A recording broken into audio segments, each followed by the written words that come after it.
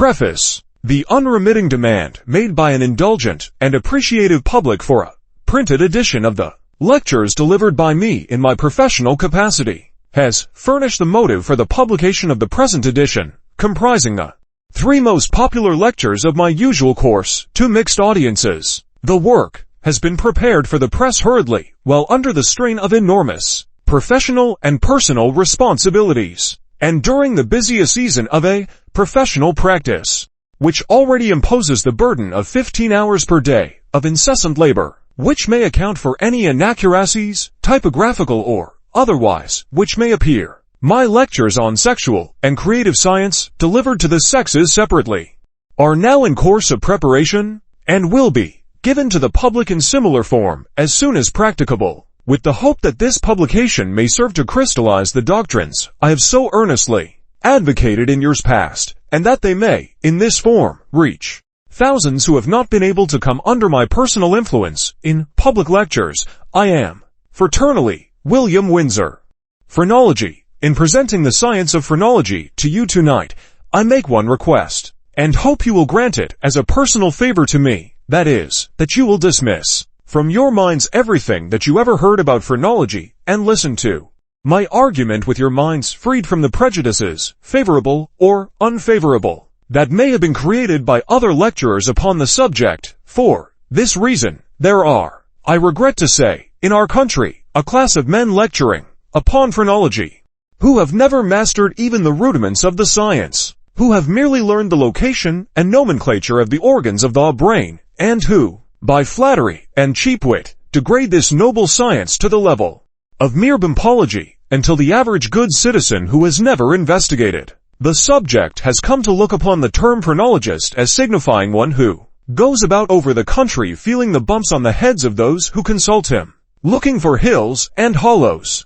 depressions and ridges of the cranium, and predicating thereon a delineation of character. It is my happy privilege tonight to disabuse your minds of this conception, and to present phrenology in its true light, and I bespeak from you the thoughtful consideration which an honest man may demand from honest thinking men and women in the investigation of a practical science. I am always able to recognize in my audience 3 classes of persons. I can tell them by their phrenological appearances whenever they are before me. The first class is composed of those who have already tested phrenology and found it valuable, who have studied the subject and appropriated its truths, and before whom I need not argue its utility. I shall be able to please the members of my audience who belong to this class, and to lead them further in the paths they have already found pleasant and profitable. I shall unfold some new truths and add to their store of valuable knowledge. The second class is composed of that large number of intelligent persons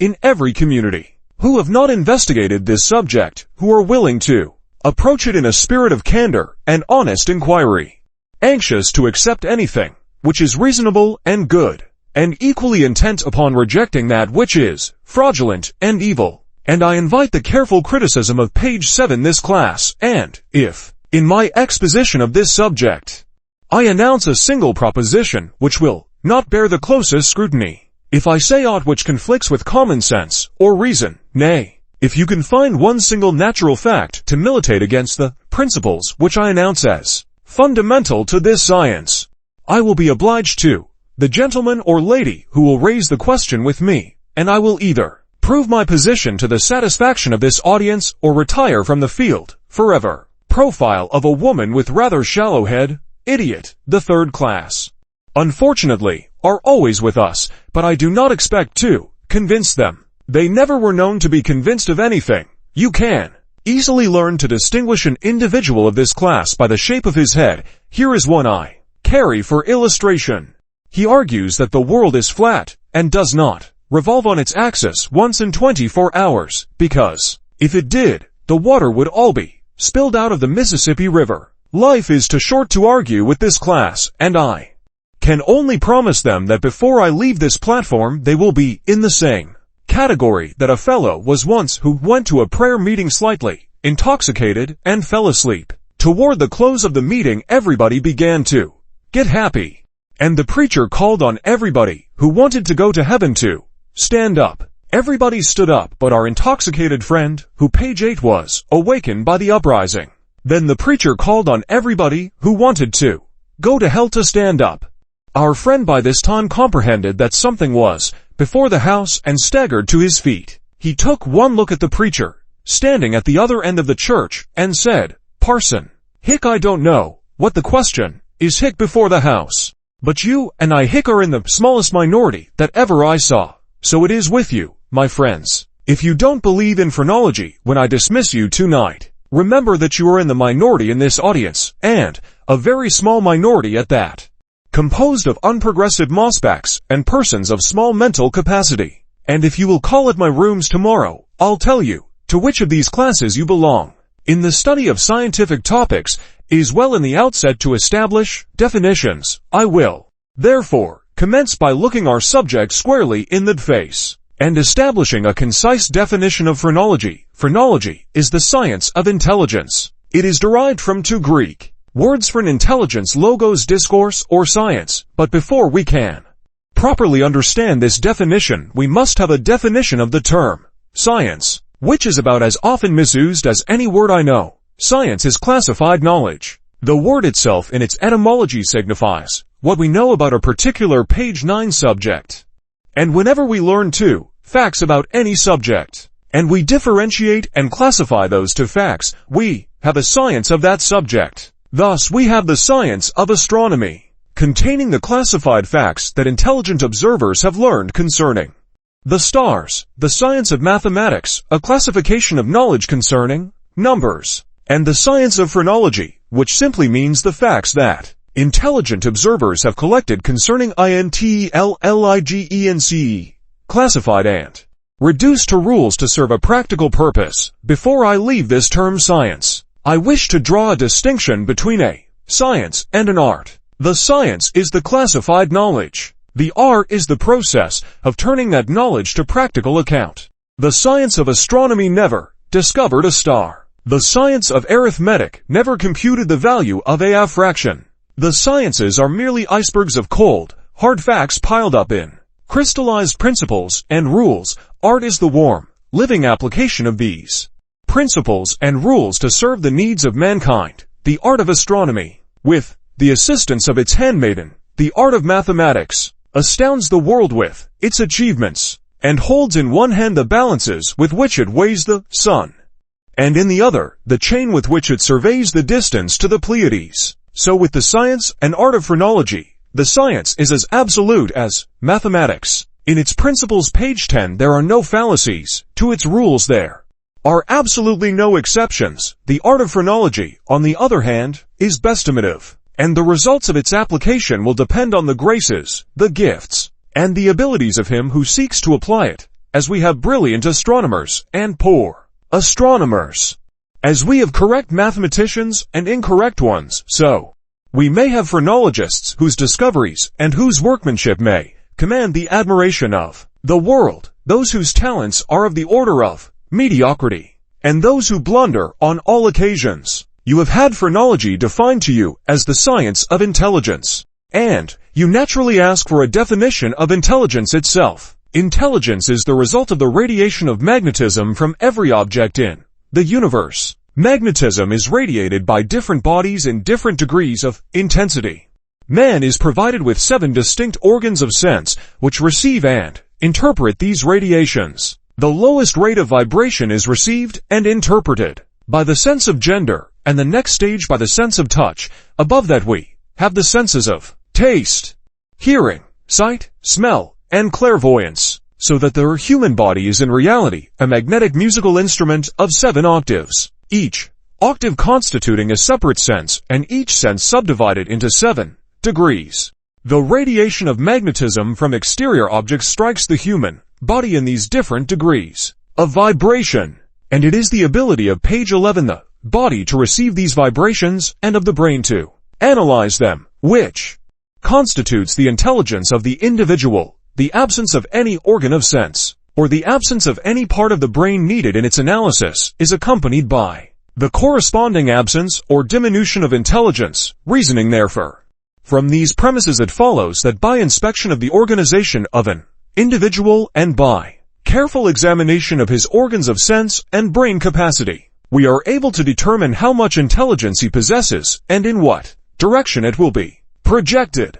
When we study its development and its deterioration, its faculties and their manifestation, we amass a glittering pile of brilliant facts. We classify those facts, reduce them to rules to serve the needs of the human race, and we have the science of phrenology.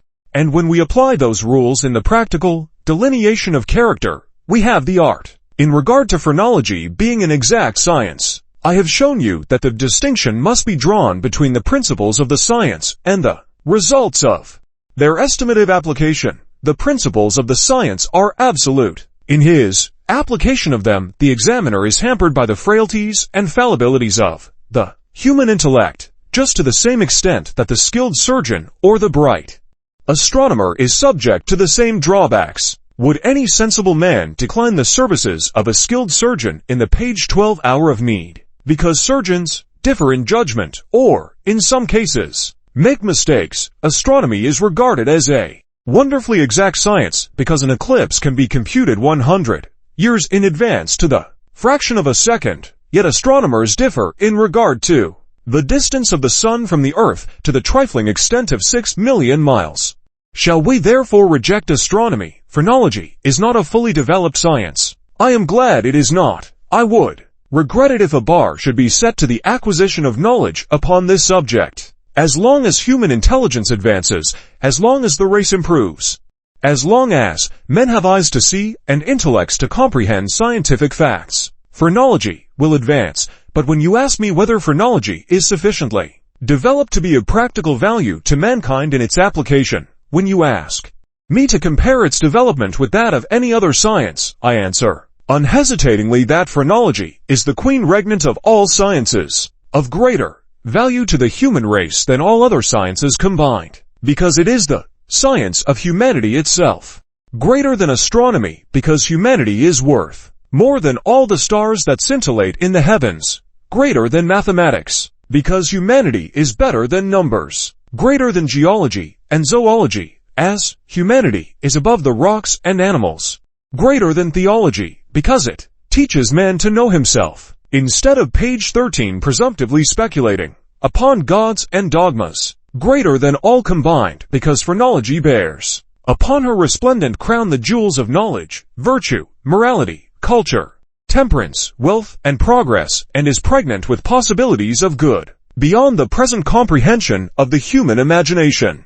And when you ask me if phrenology is developed in the number of practical facts at her command, I answer that for every principle and rule of mathematics that are serviceable, I will give you 2 in phrenology. For every discovery in geology, I will give you 4 in the domain of the mind. For every fact in zoology, entomology, or botany that has been of value, I will give you 6 in the science of humanity. Then you may begin to comprehend the appeal which phrenology makes tonight to your selfish interests. I wish now to draw a distinction between phrenology and physiognomy, because I don't believe I ever went into any community to lecture in my life that I did not hear some old fossil say that he believed in the science of physiognomy, but he didn't take much stock in phrenology. Now I beseech you, as friends of mine, and after I have lectured to an audience for 20 minutes, I always feel that I have so many friends in it that I am personally interested in the welfare of each one, that if you have ever made that remark, you will not expose your ignorance of scientific terms in that way again. I'll excuse you for what you have done page 14 heretofore, but if you make that remark after hearing my lectures, I shall feel ashamed of you, just as I always feel humiliated when any friend of mine makes a fool of himself. Physiognomy is the science of external appearances. The etymology of the word signifies the knowledge of nature derived from examination or observation. We may speak of the physiognomy of a landscape, of a country, a state, a continent, or an individual, and by that we mean the external appearance, that which conveys a knowledge of the character of the object to the eye. We judge the character of the thing by its appearances, and in the relation which physiognomy bears to character reading, we judge the character of the man by the external appearances. We study the size and form of the body, its color, its texture, its temperament, the expression of the face, and the contour of the head. all of which are physiognomical. We draw certain conclusions from this inspection of the physiognomical signs, and these conclusions are phrenological. For every variation of color, form, or size indicates a corresponding variation in a particular kind or intelligence possessed by the individual. Physiognomy, therefore, is the grand channel through which we draw our phrenological conclusions, and in this relation physiognomy forms a part of the grand science of phrenology. Page 15 inseparable from it, and bearing about the same relation to it that addition does to arithmetic. There are those who advertise themselves as delineators of character under the term physiognomist. I believe that such persons do so because they lack the ability and learning to comprehend phrenology, and are unable to combat the prejudices of the ignorant. I have never seen a so-called physiognomist who was not an empirical mountebank of the purest stamp, and who did not trim his sails to pander to the silly sentiment which I have just exposed. The delineations of such persons are worse than valueless, because they are pure guesswork. They pursue a shadow while they reject the substance. Having thus established our definitions, we may proceed to state the principles of phrenology, and I believe that I can best do so by taking you through the successive steps of a phrenological examination, and by thus practicing the art, illustrate the science, in forming an estimate of the character of any person. The practical phrenologist proceeds upon the following physiological postulates, which I shall not stop to demonstrate, because they may be regarded as established facts upon which all physiological authorities are agreed, viz. 1.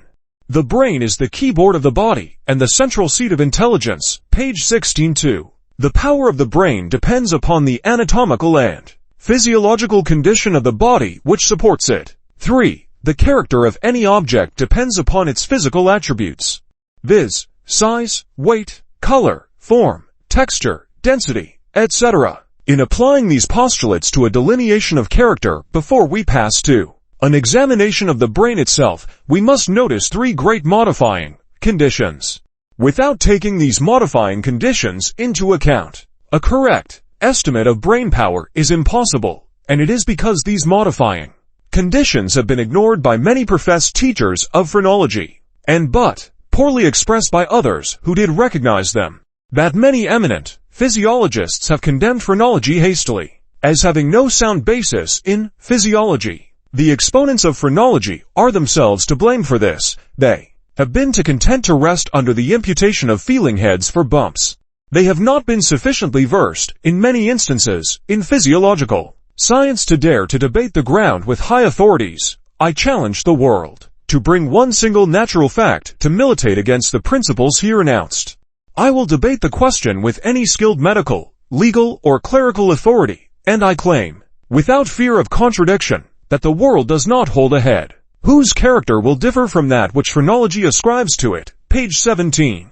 When the developments of the brain are measured in the light of these modifying conditions. When I was lecturing in Indiana in 1885, Gov. will come back of that state, propounded this question: Professor, what would you do if you found a man whose head, in the light of phrenological principles, showed a certain character, and you found on intimate acquaintance and positive proof that he, in fact, possessed a character radically different? My dear Governor, I replied, I would wait until the sun rose in the west, and then watch to see what you would do and follow suit. Such men do not exist. They never have existed, and they never will exist until the order of nature is reversed. These three great modifying conditions, which must be taken into consideration before we estimate the brain itself, are as follows. First, the state of the health. Second, the quality of the organization. Third, the temperament of the constitution.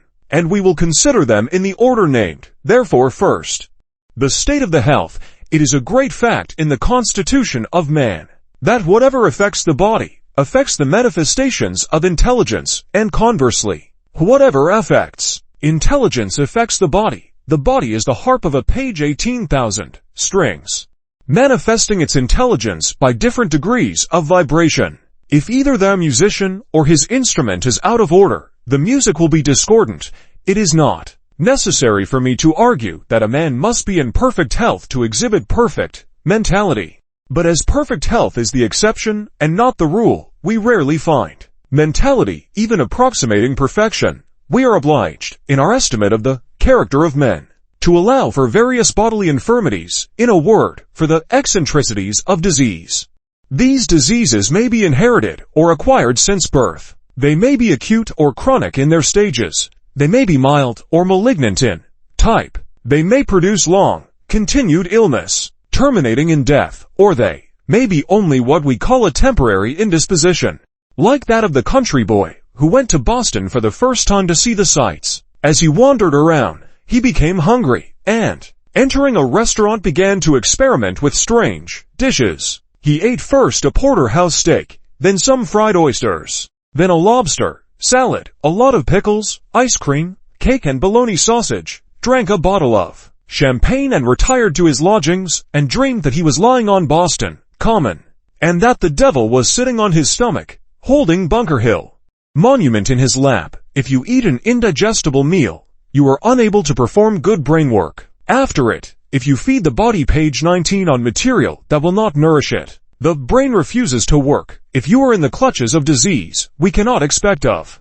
you a high measure of brain power. In other words, the manifestations of the mind are weakened by the disorder of its instrument, the body. The phrenologist, therefore, who essays to read your character, must be able to trace the signs of disease in your appearance. He must needs be an expert physiologist and anatomist. He must understand pathology. He must have the diagnosing skill to detect disease and allow for it in his estimate of your mentality, or his delineation is worth less than nothing. Nay, more, he may do you a positive damage by advising you to adopt a course of life which would be disastrous to your constitution. He must be able to do all this, and do it rapidly, and with precision.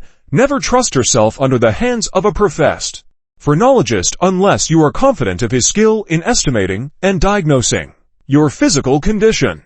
Quality. The second step in a phrenological examination is the determination of the quality of the organism. Perhaps there is no branch of the science of phrenology which has received such crude treatment at the hands of phrenological writers as this subject of organic quality. Many use the term interchangeably page 20 with temperament. Some confound it with temperament and hereditary disposition. Others recognize it as a distinct, modifying condition.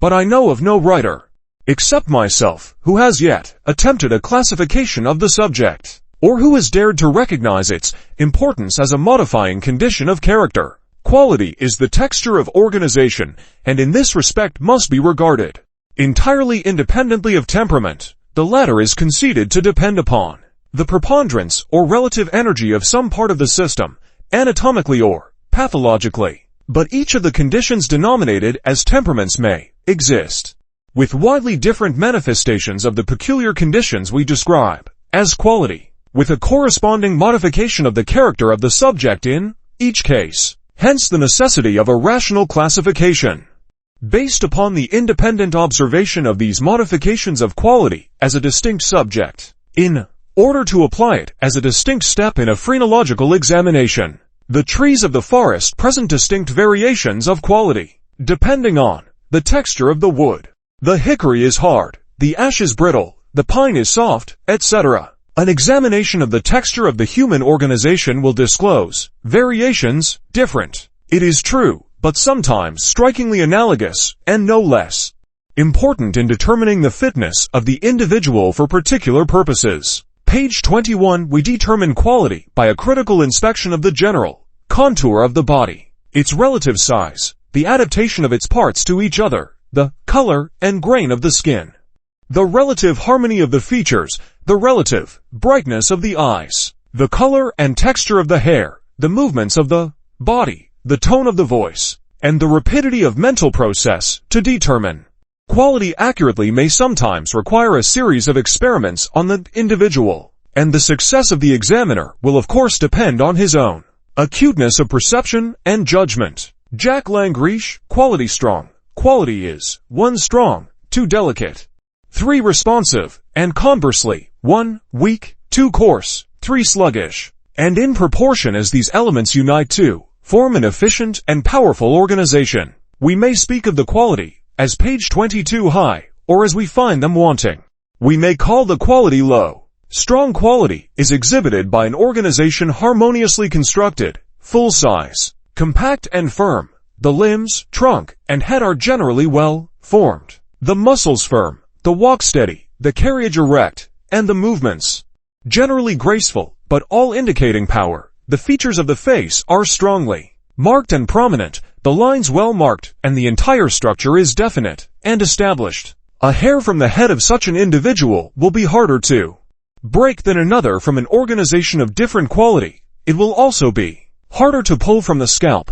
The grasp of the hand is steady and firm, indicating muscular power. The eyesight is good, and the eye steady and clear, well formed, and powerful in range of vision. If the perceptives are large, it will be penetrating. The skin is firm to the touch, though the grain may be either fine or coarse. The entire organization is built upon the principle of strength, but the direction in which this strength will be applied will depend upon the temperamental conditions. With the mental temperament well developed, a strong mind will be manifested. With the vital and motive temperaments, strong physical and muscular functions.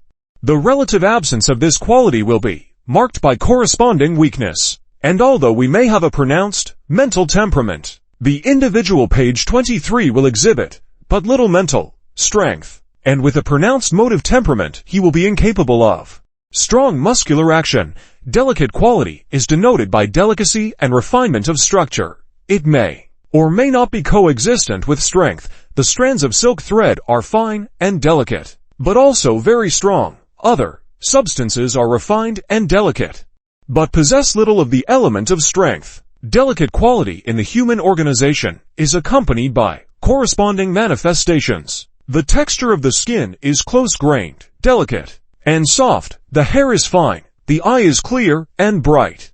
The features smooth and very harmonious. The mental processes are brilliant, facile, rapid. Their depth and power, however, depending upon the combination of the element of strength with delicacy. Persons possessing delicate quality are very acute. Such persons are able to appreciate nice shades of thought and to cultivate the graces in an eminent degree. They are adapted to pursuits requiring delicacy of the senses and acute perception, such as music, painting, manufacturing of delicate articles, etc. In literature they display refined taste, and the head is symmetrical and generally well developed. Those who are low in delicacy lack refinement and grace, and should carefully cultivate these qualities. Page 24. The relative absence of this element entirely, or proportionately, unfits the individual for these mental processes requiring delicacy and acuteness. He may possess a well-balanced organization as to temperament and cerebral development, but without the element of delicate quality, he will be utterly incapable of those mental processes requiring delicate shades of thought. Saul Smith Russell quality responsive. The individual who unites the elements of strong and delicate quality will exhibit both power and fineness. He will be able to display more versatility of talent than the individual possessing the element of strength or delicacy alone. Those persons who have displayed great intelligence coupled with brilliancy have uniformly united both of these elements. Page 25. The element of responsiveness depends upon a certain sensitiveness of texture, resembling the resonance of a well-tuned musical instrument, and a certain harmonious adjustment of parts which renders the individual capable of receiving a mental impression promptly and responding to its action. Persons possessing this quality have such delicate sympathy of the entire organization that the mental processes are exceedingly rapid, and the physical manifestations are equally prompt. The movements of the body are quick. The brain is active, the eye bright, intelligent, and keen-sighted, the expression of the face vivacious, the voice musical, the speech rapid, and the individual often anticipates the thought of those with whom he converses. If you hesitate on a word, he will instantly supply it. Such persons are keenly sensitive to surrounding circumstances, easily impressed, and the entire organization seems to vibrate in unison with the impressions made upon it. It is not uncommon to find this condition mistaken by observers for the nervous temperament of the pathological classification. The true distinction lies in the fact that the latter is a diseased condition, resulting in a supersensitiveness of the nervous system, while responsive quality exists in perfect health, and is a perfectly normal condition of a character frequently resulting in great advantage. 2. The individual. And absolutely essential in many vocations, it is indispensable to the page 26 musician, the artist, the poet, etc., and I depend upon it in estimating the capacity of my subjects for various professions and trades, especially those involving the fine arts, literature, and many of the departments of merchandising, MME, Janauschik, quality strong, and responsive. The absence of this responsive element is marked by a general sluggishness. Of all the mental and physical processes, the movements of the body are slow, and the brain, while it may be capable of strong thought, is correspondingly slow in action. The individual does not yield readily to the strongest impressions, and his conversation will be slow, frequently tedious. Such individuals are incapable of doing anything in a hurry, and when urged by others frequently become confused, left to their own methods. With page 27 plenty of time, they are frequently capable of displaying great strength and delicacy of quality, both in physical and mental manifestations. The intelligent reader will readily comprehend that the best organization is that in which the elements of strength, delicacy, and responsiveness are harmoniously blended. The relative predominance of each element will in all cases decide the particular class of purposes, vocations, professions, or other pursuits to which the subject is best adapted. Other things being equal, quality results from a variety of causes. Like all other personal peculiarities, it is, to a certain extent, hereditary. Children are, to a greater or less extent, certain to inherit the quality of their parents and immediate ancestors, but the inherited quality of offspring is subject to great modifications. It is definitely established that the temporary condition of mind and body of the parents at the moment of conception materially affects the permanent quality of the offspring. Thus it is possible for parents to transmit to children a much better or much worse permanent condition of quality than they themselves possess. Observation also justifies the belief that children born of loving and affectionate parents surpass in quality those born of incompatible natures. The occupation and surroundings of the parents at the time of conception, and particularly the influences brought to bear page 28 upon the mother while the offspring is in utero, produce a lasting effect upon the quality of the latter. Science has long since demonstrated the fact that every part of the human organization is susceptible to educational development. Quality, like every other modifying condition, is susceptible to development in either direction, and the success attending an effort to develop either strength, delicacy, or responsiveness of quality in any given individual will in all cases be commensurate with the intelligence and vigor of the efforts expended to that end. The study of quality being thus understood, I introduce you now to the most beautiful study in the curriculum of human science, the third step in the phrenological estimate of character, viz. Temperament. By the term temperament is meant the preponderance in development of some element or system of organs in the body, to such an extent as to give to the character a distinctive recognizable type, a temper or disposition resulting from the predominance of some one element in the character which modifies and gives tone to all the rest, resulting from its superior development. As a matter of fact, there are as many different temperaments as there are individuals, no two individuals having the same constitution, but science page 29 classifies them under distinctive heads, as their developments are approximately the same, or as their developments are in the same general direction, regardless of exact degrees.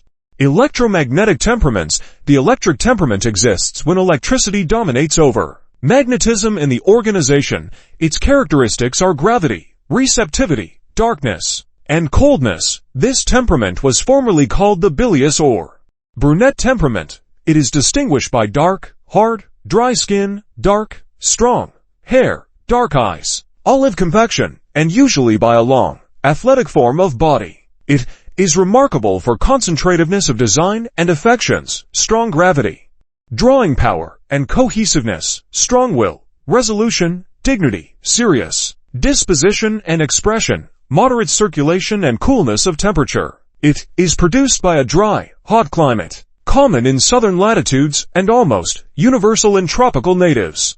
Persons of this temperament are better page 30 adapted to hot climates because electricity dominates over magnetism, and they do not antagonize the climate by the radiation of magnetism, but rather thrive on the magnetism which they absorb. This temperament is closely analogous to the condition of tropical animals and birds. The magnetic temperament exists when magnetism dominates over electricity in the organization. Its characteristics are vibration, radiation, heat, and light. This temperament was formerly called the sanguine or blonde temperament. It is distinguished by a light-colored, warm, moist skin, light-colored or red hair, fresh ruddy or florid complexion, light-colored or blue eyes, rounded form of body, often plump or corpulent, large chest, square shoulders, indicating a very active heart and vital organs. It is remarkable for versatility of character, jovial disposition, fond of good living and great variety, changeableness, activity, and vivaciousness. The temperature of the body is warm and the circulation very strong. This temperament vibrates between great extremes of disposition, develops great force of radiation and driving power, and is universally characterized by warmth, enthusiasm, and high color. It is produced by the climates of northern and temperate latitudes, and is almost universal in the natives of extreme northern countries. Persons of this temperament are better adapted to cold climates, because magnetism dominates over electricity. Consequently, they produce more animal heat, and are better able to page 31 endure the rigors of a cold climate. The same general conditions are found to exist in birds and animals inhabiting northern latitudes. Anatomical temperaments. The temperaments are also classed anatomically as motive, where the bones are large and strong and the muscular development is stronger than the nutritive or mental system. Persons of this temperament are active, energetic, and best adapted to outdoor pursuits and vigorous employment. Vital, in which the nutritive or vital system is most active, large lungs, stomach and blood vessels, and corpulent and plump figure. Persons possessing temperament are inclined to sedentary occupations, and if the brain is large and of good quality, are able to do an immense amount of mental labor without breaking down. They should take systematic exercise and avoid fats and stimulating foods and drinks to obtain the best results. Mental, in which the brain and nerves are most page 32 active. The body is not adapted to hard muscular labor, and there is not enough vitality of nutritive power to nourish the brain in the heavy demands made upon it. Such persons incline to mental effort and literary work, and for a time display great brilliancy, but sooner or later collapse, unless this condition is corrected by regular hours, plenty of sleep, the absence of stimulants, and the cultivation of muscular and vital force. This temperament is distinguished by a relatively large head and small body, piriform face, high, wide forehead, and usually sharp features. Chemical temperaments. There are three principal fluids which circulate through the body, viz. Arterial blood, venous blood, and lymph. As the blood passes out from the heart through the arteries, it is strongly charged with magnetism and is very strongly acid in quality. As it returns to the heart through the veins, it has expended its magnetism, and its acidity has been very much neutralized. The lymph is an alkali fluid, and it circulates through the lymphatic vessels as a reserve. Page 33. Force of vital food. The predominance of either of these fluids in the constitution greatly modifies the character and gives rise to the classification of the chemical temperaments, as every cell in the body comes in contact with an acid and an alkali fluid. We may, by estimating the relative quantities of each fluid, arrive at a very accurate judgment of the chemical condition of the body. And these elements are also valuable in estimating the amount of magnetism that will be produced by the organization through chemical action. As every cell by its contact with these fluids is constituted a magnetic battery. The acid temperament exists where arterial blood predominates. It is distinguished by convexity of features and sharpness of angles. The face is usually round in general outline and convex in profile, the forehead prominent at the eyebrows and retreating as it rises, the nose Roman, the mouth prominent, the teeth convex in form and arrangement and sharp, the chin round and sometimes retreating. The body is angular and generally convex in outline, with sharpness at all angles. This temperament is usually accompanied with great activity of mind and vivaciousness of disposition, and sometimes develops great energy and asperity. It is very likely to exhaust itself prematurely. The alkali temperament exists where lymph is in excess over arterial blood. It is distinguished by concavity of features and obliquity of angles, or rather the absence of angles. The face is usually page 30 for broad in general outline and concave in profile. The forehead prominent and wide at the upper part and medium in development at the eyebrows. The nose concave, the mouth retreating, the teeth flat in form and arrangement. The chin concave and prominent at the point. The body is round and inclined to corpulency. Without angles, this temperament is usually well stocked with vitality, but unless actively employed is likely to become dull and overloaded with adipose tissue and lymph. From the foregoing observations, it is evident that the temperaments combine in each individual according to whichever temperament is found to predominate in these three divisions. Thus one man will have an electric motivacid temperament, another a magnetic mental acid temperament, another a magnetic vital alkali, and so on through all the combinations which can be made. From the 7 elementary temperaments, this blending, when finally estimated, constitutes the temperament of the individual. The ideal condition would, of course, be a perfect equilibrium of the elements of each division, in which case the individual would be said to have a perfectly balanced temperament. Electricity is the genitive passion of space. It is manifested by the states of gravity, receptivity, coldness, and darkness. Magnetism is the genitive passion of matter. It is manifested by the states of vibration, radiation, heat, and light. Page 35. The eternal affinities which exist between these conditions produce all the phenomena of growth. Growth is the change which takes place in a structure in obedience to the law of conformity to the changes which take place in its environment. Man is the most complex organism known to this planet. He stands at the bend of a long line of development, extending from the simplest form of mineral, through the vegetable and animal kingdoms, to his own position in the cosmos, and embracing and including in his own structure a representation of every form below him. But when this exceedingly complex structure is analyzed, it is found to consist wholly of combinations of the simpler forms which existed before him. In the light of a rational philosophy, therefore, we are forced to consider man as a creature of growth and subject to exactly the same natural laws as the objects which surround him.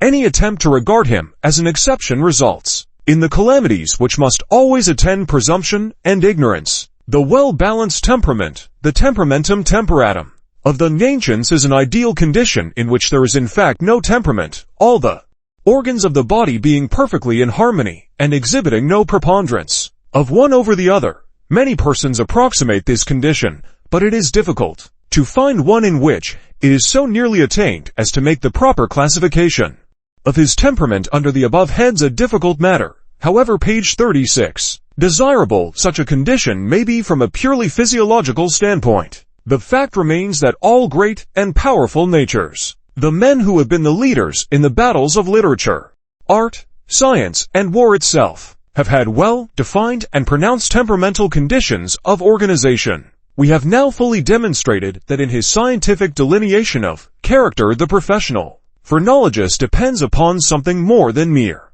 configuration of skull. The great modifying conditions of health, quality, and temperament in every case give us the foundation of the character.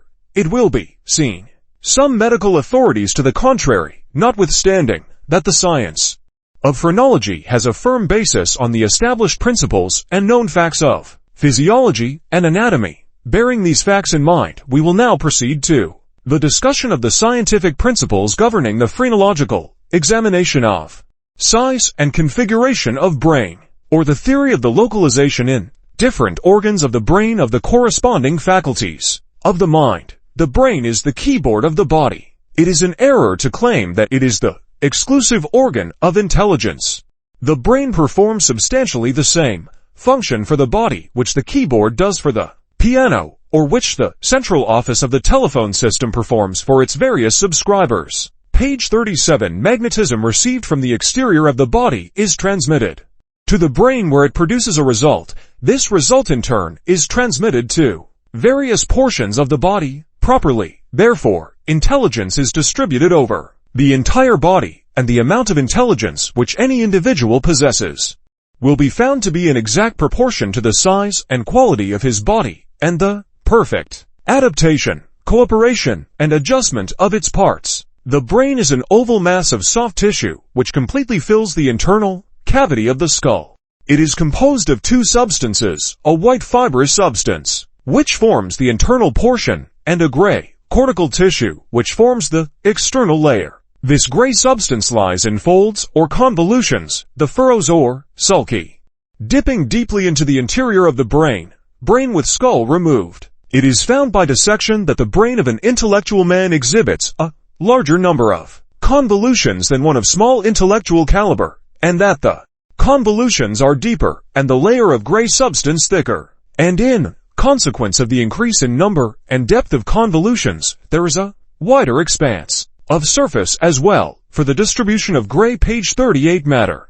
Hence the relative proportion of gray matter in different brains has come to be regarded by physiologists as a test of mental power. Many idiots have large and well-formed brains, but the convolutions are shallow and few, and the gray matter small in quantity and extent of surface. Physicians often ask me how I can estimate the relative quantity of gray matter in a living head without cutting into it. I refer them to the study of quality and temperament, which I have clearly expounded in this lecture.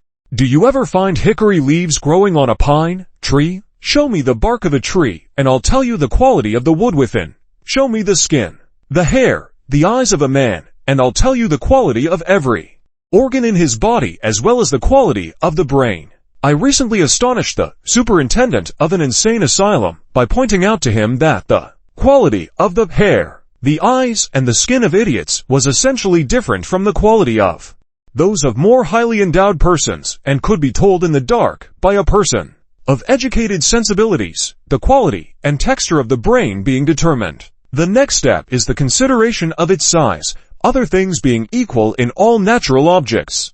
Size is the measure of power. By the term other things in relation to the brain, we mean temperament, quality, and health. This simple principle explains why a great many people who carry large heads are page 39 endowed with but little intellectual power. Their heads are filled with sawdust, in other words, a brain of poor quality, supported by a feeble body, or vitiated by excessive temperamental conditions. Small head, brilliant in observation, deficient in reflection. Men who carry small and misshapen heads are often brilliant in certain directions, and this limited brilliancy in special lines causes them to be spoken of by superficial observers as men of great ability and apparent exceptions to the phrenological rule. The fact remains, however, that in no case is comprehensive greatness ever exhibited in a head of small dimensions, large size of brain, accompanied with robust health, high quality, and good temperamental conditions, gives the highest phase of powerful mentality and comprehensive greatness. Small size of brain with poor health, low quality, and erratic temperamental conditions gives the lowest form of mentality and constitutional inferiority. Between these two extremes we may find every conceivable modification and form of human character, according to the various combinations of normal and abnormal conditions. Size of brain, then, is a measure of power when judged by an enlightened understanding of physiological, anatomical, and pathological conditions. The phrenologist goes one step farther and asserts that page 40 size of brain in any particular region, judged by the same standards of comparison, is an indication of local power. Unshaven man with rather flattened head, criminal. Every portion of the body is created for a specific function. You never see with your ears. You do not taste with your eyes. You do not walk with your teeth. There is no waste in nature. Every part has its special duty to perform. The part of the brain which lies in front of the ears has a different function from that which lies behind them. The parietal lobes of the brain are not placed in the skull for the same purposes which the frontal and occipital lobes represent. Every fiber has its function, every convolution its purpose. All that remains for us to do is to compare known forms of heads and note the coincidence of character. exhibited by similar developments and the divergences of character, accompanying diverse developments. In the past century, these observations have been sufficiently successful to locate the general functions of the external portions of the brain, which are situated so that observation and comparison are possible. 42 general organs are now located with definite certainty, and these have been subdivided with sufficient accuracy so that there are over 100 page 41 localized centers of cerebral development which can be accurately measured and their mental power determined to the advantage of the individual and the benefit of society at large. Old man with large head and flowing beard, philosopher. The brain is double. It is divided into two hemispheres by the falx cerebri, a partition which follows the middle line of the skull. Each hemisphere contains one organ pertaining to each faculty of the mind. The size of each organ is estimated not by feeling for bumps or depressions, but by measuring the length of the fibers of the brain from their common center in the medulla oblongata, at the head of the spinal column, and at a point equidistant from the ears in the interior of the head. From this common center, the fibers of the brain range horizontally and upward in all directions like the branches of a tree. Development of brain fiber laterally gives a wide head, longitudinally, from the medulla oblongata to the forehead and to the occiput. A long head development upward raises the crown. And I have in my collection skulls which show by actual measurement a relative difference of over 3 inches in development of brain fiber to certain localities of brain surface. Viewed in the light of these facts and principles as here expounded, the phrenological position is established, and the childish objections of those who sneer at this beautiful science fall crumbling to the dust. The last great fact to be considered is this. Page 42. Exercise of any portion of the body develops it, enlarges it, and adds to its strength. Disuse weakens, paralyzes, and ultimately destroys. This rule applies to all parts of the body, and to the brain more particularly because the nervous tissue of which the brain is composed is more rapidly used up and renewed than any other portion of the body and hence more susceptible to change. Phrenology solves all problems of education and enables every individual to develop a symmetrical and well-formed brain, and with it a harmonious character, by pointing out those portions that are deficient and those that are strong, and thus enabling him to secure a really well-trained mind by memorizing the different organs and their functions, particularly those in which you are marked as excessive or deficient, and by practicing the observation of your daily conduct and learning to analyze it phrenologically, i.e., to note those occasions when deficient faculties have failed to act, and when predominating faculties have caused you to act hastily or contrary to good judgment. You will soon become painfully aware of your true faults, and by a conscientious action of reason and exercise of self-control will be able to correct them.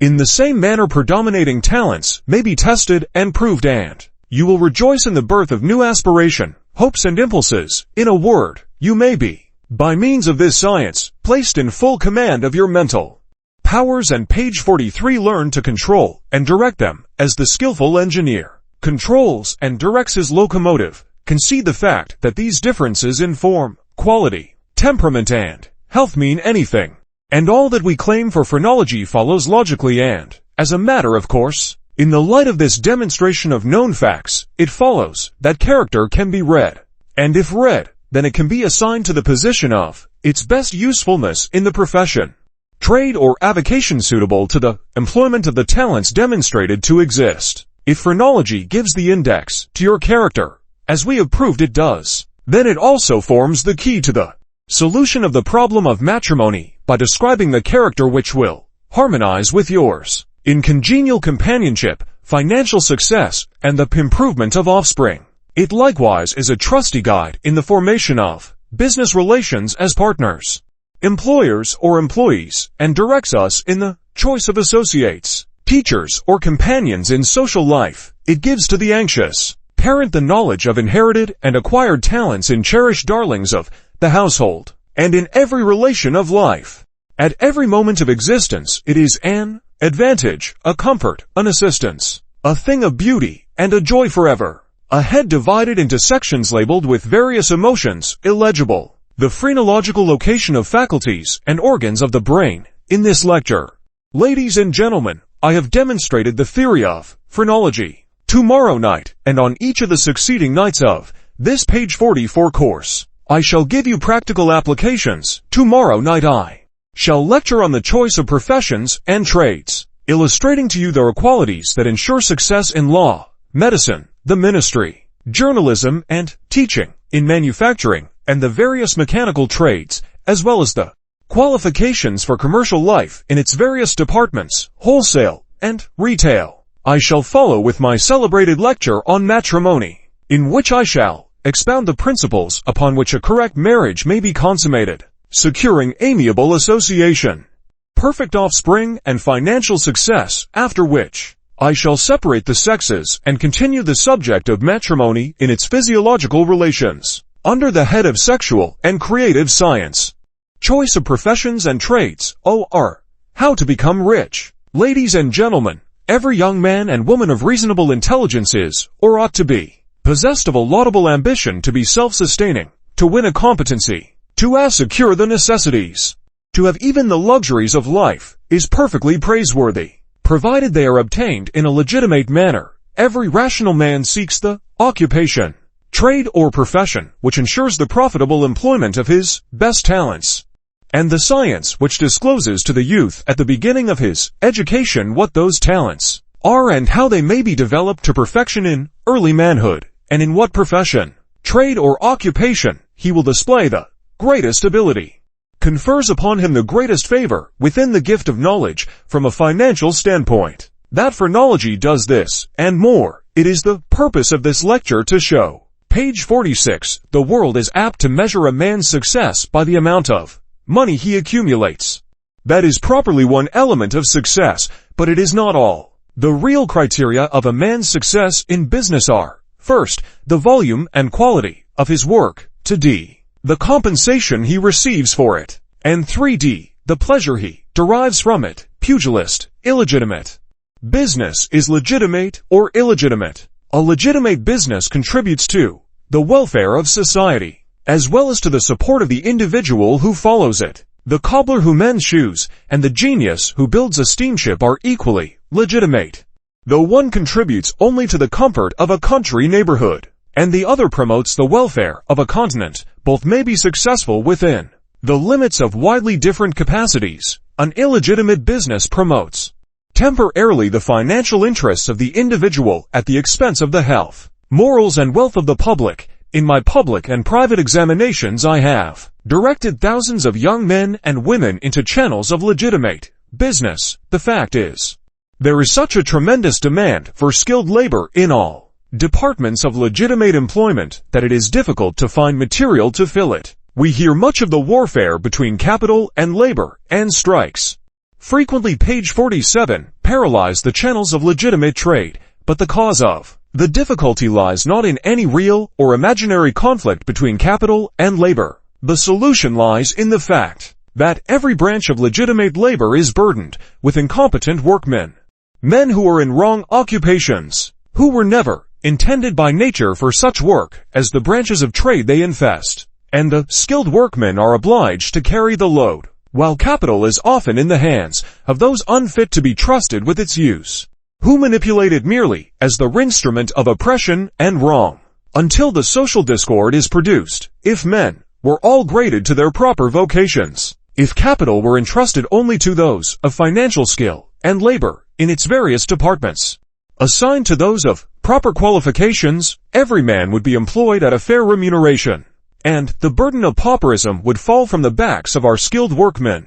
There are too many men in the learned professions who would do better at the forge and on the farm. There are preachers who ought to be blacksmiths, and lawyers who would look better and feel better hoeing potatoes. There are those at the anvil and the plow who can succeed better in literature and art. Lawyer, young man, it is infinitely more to your credit to be a successful blacksmith, if that is in accordance, page 48, with your endowment, respected by everybody within a radius of 20 miles, because you can shoe a horse better than anybody else, than it is to be starving in an attic as a briefless lawyer, or lounging about the country as a minister of the gospel, eating yellow-legged chicken at the expense of the sisters. When you have no ability to preach, minister, whether a man will be able to do good work, to receive lucrative compensation, and to derive pleasure from any occupation, will depend on the amount and kind of sense that he possesses. Phrenology measures the amount of sense displayed by each man's brain, determines the kind and quality of his intelligence, and thus estimates his ability in any given trade or profession. If the brain were a single organ, every man would have the same kind of sense, and men would differ only in the quality and amount of intelligence. But phrenology proves that the brain consists of a number of organs, each one representing a different variety of intelligence, a different sense, so that we find men varying in volume of brain and amount of intelligence in the quality of brain and consequent quality of intelligence, and also in the relative development of the different organs of the brain, showing diversity of character in the kind of intelligence or sense displayed page 49 by different individuals. Thus two men may have the same relative volume of brain, similar in quality, and supported by good constitutions, but widely different in development of the organs of the brain.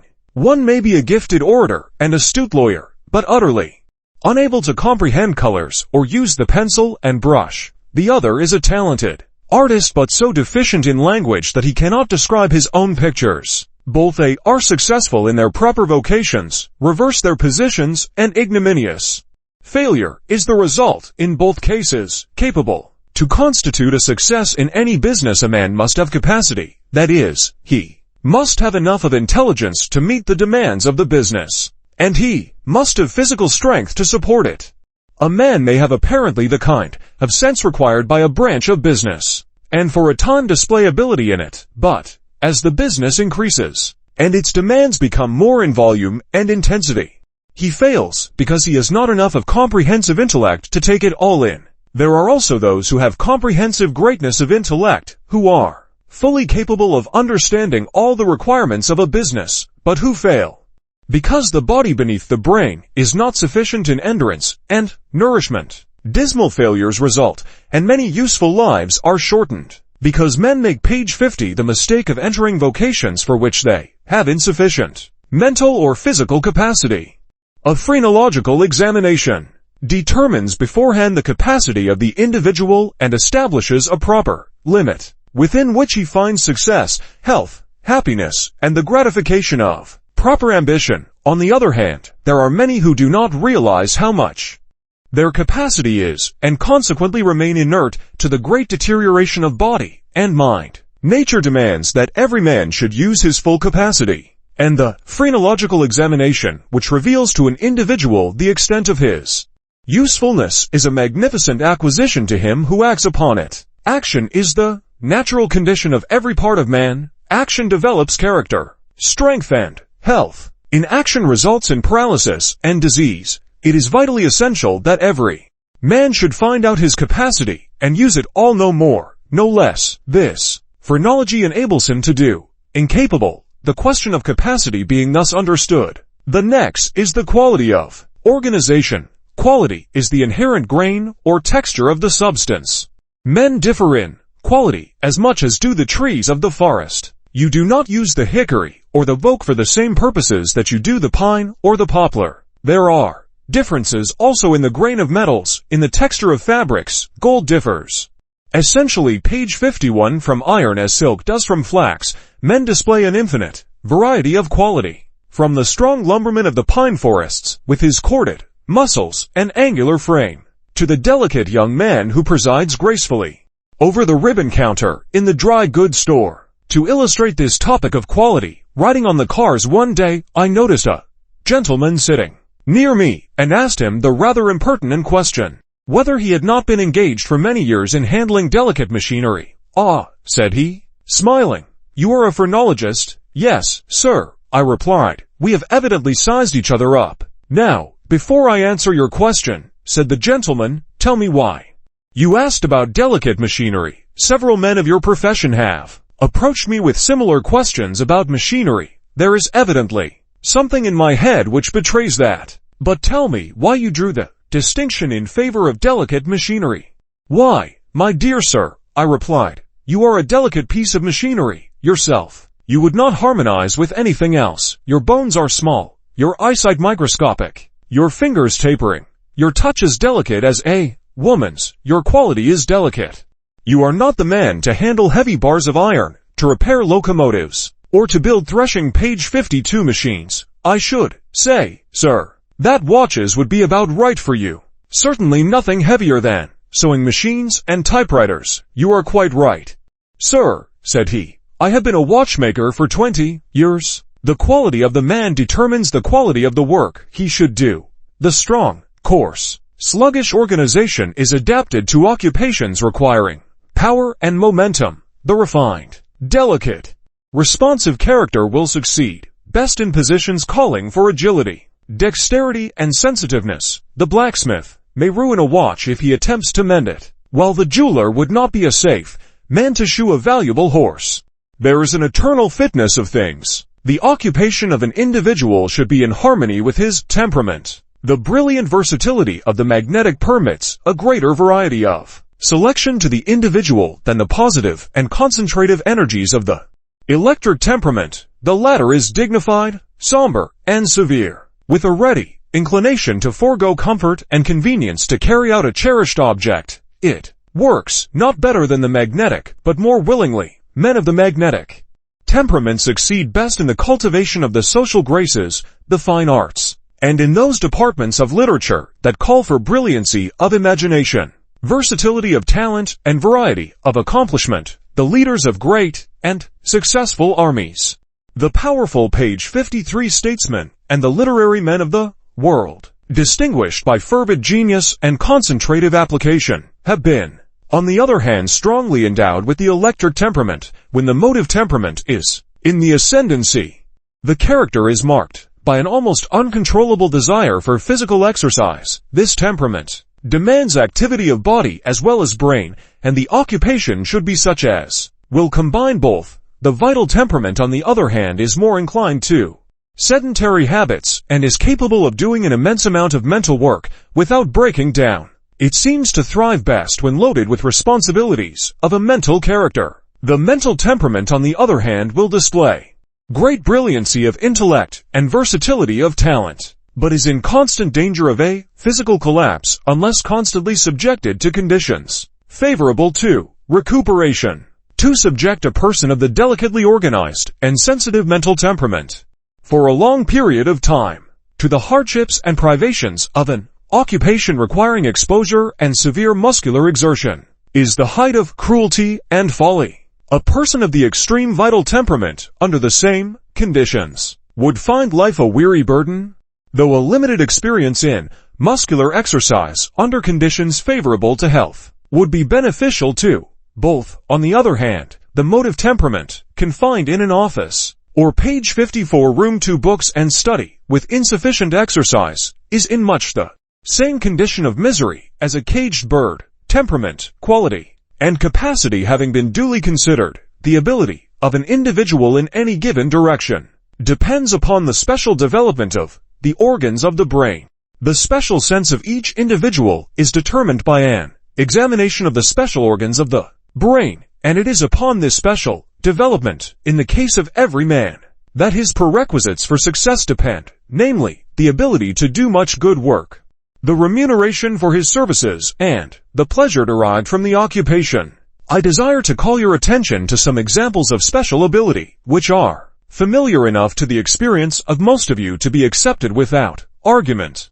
There are those who are gifted in the sense of touch above their fellows, who can judge of the quality of goods in the dark. There are others blessed with penetrating eyesight, others with a sense of hearing most acute, also those with nice discriminating sense of taste and smell. These distinctions for a long time were regarded as the five senses of man, and he was believed to have only those five avenues of perception. Phrenology, however, subdivides these and adds others, vastly increasing the number of the sources of knowledge and the springs of human action. A great many cases of defective eyesight, so page 55 called, are in reality defective brain. The mechanism of the eye may be perfect, the retina and the optic nerve may faithfully perform their duties, but if the brain behind the eye be defective, The comprehension of the object or some of its properties is lost to the intelligence of the individual. Some people are colorblind. Their eyes are good enough, but they don't see colors. They comprehend no difference in the shades of different colored objects exhibited to the view. At the same time, they'd fully comprehend the size, form, distance, etc. of the object. An examination discloses the fact that they are deficient in a portion of the brain just behind the middle of the eyebrow. Give such a man every material and brush of the painter, and request him to paint a landscape, and the result will be a daub. He has no sense of colors.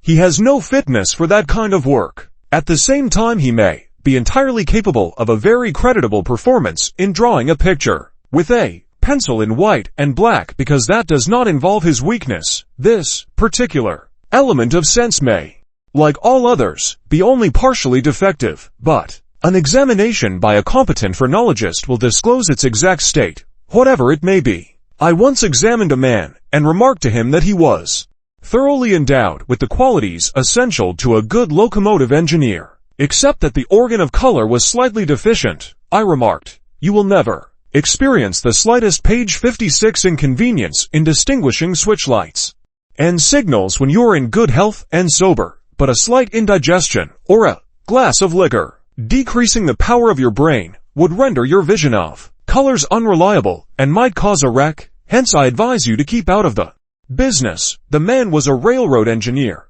and admitted that he could generally distinguish colors without difficulty, but that his color sense was lost under the conditions I described. Those who are large in the organ of color are artists in its appreciation, for the simple reason that they have more sense in this particular direction. On the other hand, color may be large, but appreciation of form, size, etc. may be deficient. The individual may try to paint a picture and get the colors all right, but if form is deficient, his figures will be grotesque in their absurdity. Or he may have good sense as to form and color and get the sizes of his objects all wrong. Mechanical skill depends in a great measure upon these perceptive faculties, as they are called, that is, those portions of the brain that comprehend and give the ideas pertaining to the properties of material objects, such as individuality, form, size, weight, color, etc. The trained eye and hand of the blacksmith are alike directed by these faculties of the mind, acting through these organs of the brain,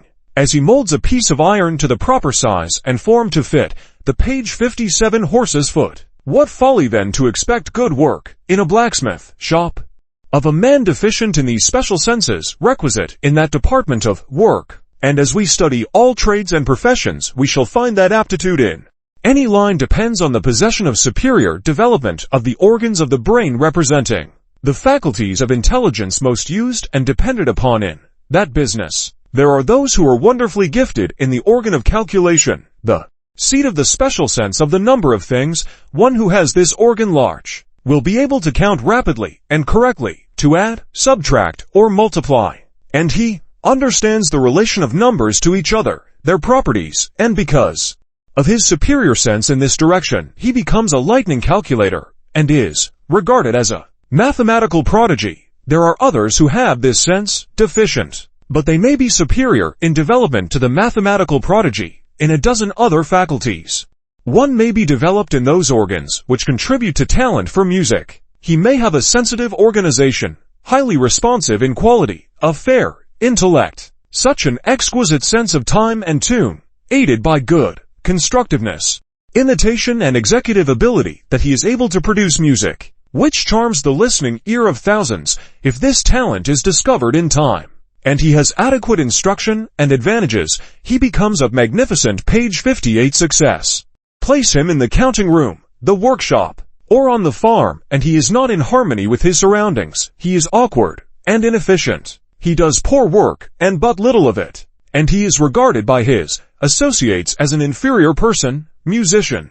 Some men are wonderful in their ability to comprehend machinery, and in dexterity in the use of tools, the special sense represented by the organ of constructiveness. They seem to be perfectly at home with a piece of new and complicated machinery in 5 minutes, while others will work on the same thing for hours, growing more and more bewildered, and exhibiting little or no mechanical genius whatever. literally making a botch of everything they undertake. When I was lecturing in Austin, Texas, in 1887, several gentlemen came to see me and asked if I would be willing to submit to a test. They said, "We have a man in this city who is unquestionably a genius in a certain direction, and we would like to call him out for a public examination and see if you can locate him." I urged them to do so, at the same time remarking that that was the kind of a man I liked to get hold of. That night when I called for nominations, Mr. G.O.P. Assman was immediately elected.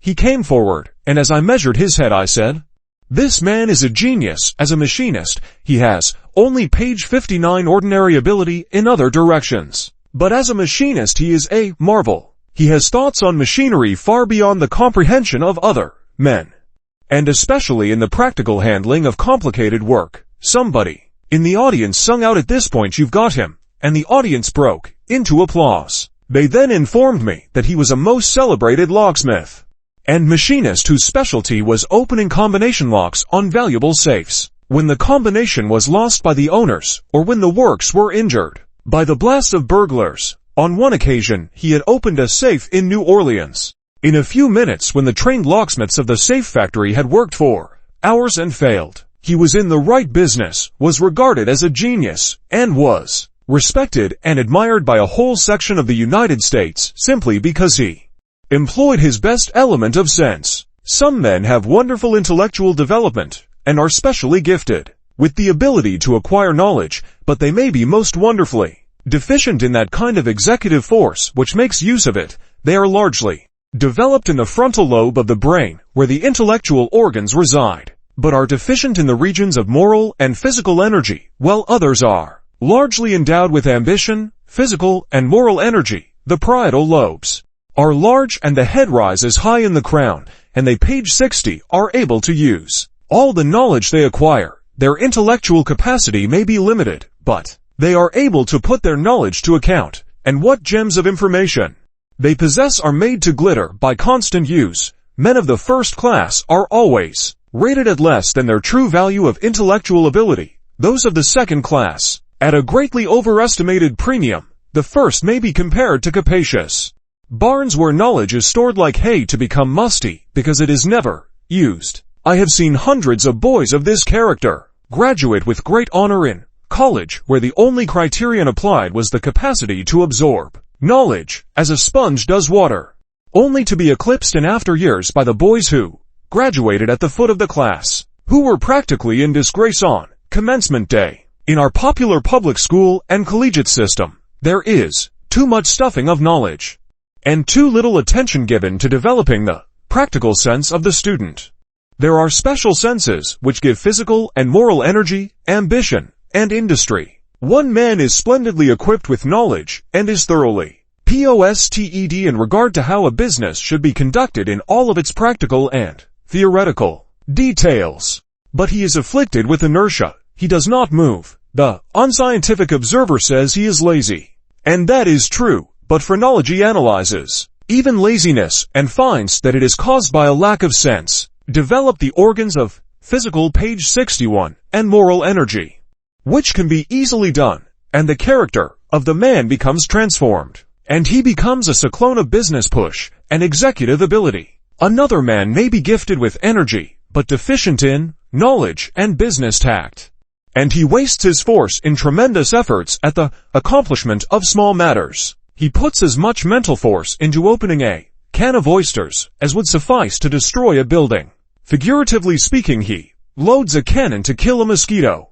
The result is a great waste of energy and vitality by proper cultivation of knowledge and adaptation to pursuits, employing his splendid energies with large enterprise. A character of this description is brought into harmony with the eternal fitness of things. Physical energy. There are men endowed with the sense which, page 60, to gives appreciation of values and the knowledge of property to such an extent that they are artists in the manipulation of finances. They accumulate fortunes, and the world admires their accomplishments. And one who has less of this world's goods is accustomed to wish that he had as much sense as Vanderbilt or Gould. The fact may be that he has more sense in the aggregate than either, but it is not the same kind of sense. Other things being equal, the man with large acquisitiveness will exhibit more sense in acquiring property, and the man with large caution and secretiveness more sense in economizing than those having these organs small. It is curious to observe the different phases of financial sense in different individuals. One man will be a miser, eager to get and anxious to hold property. Another will be close and cautious in taking care of the property he inherits, but will exhibit no special ability in increasing his riches. Another displays great ability in making money, but spends it lavishly, while still another may show indifference to the acquisition of property or the care of it. All of these various combinations I have delineated correctly with utter strangers in thousands of instances. They all depend on the development of the various organs of special sense, and a man may be educated at any period of life so as to correct his financial sense and make him more successful in accumulating and holding property. Page 63. Some men are good collectors, while others fail to exact their just dues. One man will dun his debtors with a persistence and regularity, and with a force and dignity which compels payment even from those who wish to avoid it, while another will be diffident and often suffer the most humiliating emotions in presenting his demands, in fact, often failing to exact payment from those who are perfectly able and willing to meet the account. Others are careless about paying their debts and lose financial standing in the community by neglecting their dues without any desire whatever to avoid payment, while others are punctilious in financial matters to the greatest degree. All of which variety of financial dispositions are the result of development of special combinations of brain organs and susceptible to material modification by proper influences. It is as absolutely essential to the success of the man of commerce that he should be well developed in the organs which give the financial instincts, as it is that the artist should be developed in those which give a sense of artistic effect. Hundreds of men go into bankruptcy every year because of deficient development in this respect, being crowded to the wall by the superior strength of men of greater business sagacity. It cannot be too strongly impressed upon the young businessmen of this country that the true road to fortune is in a correct knowledge of adaptation in page 60 for business and in constantly educating the financial senses. In my written delineations of character, I furnish every applicant with a careful analysis of his business adaptation, showing the exact condition of his financial instincts, as well as all others. I have also composed directions whereby deficient organs may be strengthened by special mental exercises, and I claim that the financial sense can be developed and strengthened as well as any other part of man's nature, and in no part of my professional work have I met with more satisfactory results. I once examined an utter stranger, and as I proceeded, I said, "You should never enter mercantile life, sir, with your present development. You would be bankrupt within a year, because you would trust everybody, and you cannot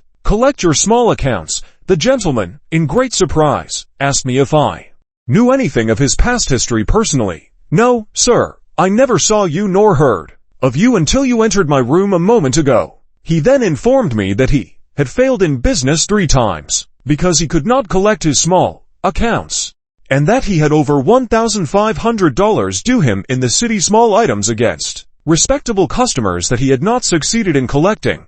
"Now, sir," he continued excitedly, "I want to know why that is, and how you can tell it." I explained to him his deficient organs, page 65, and gave him my special rules for the cultivation of financial ability. And after instructing him, I told him to try some of his most collectible accounts according to my rules. I remained in his town a few days longer, and before I left, he called on me with a list of over $600 worth of claims he had collected, and he was jubilant. "There," said he, "that is what your examination and chart has been worth to me," and by persistently following my instructions, he developed into a very good collector. A man may be entirely idiotic in the sense which gives the desire for property and the impulse to acquire it acquisitiveness, while he exhibits excellent sense in other directions.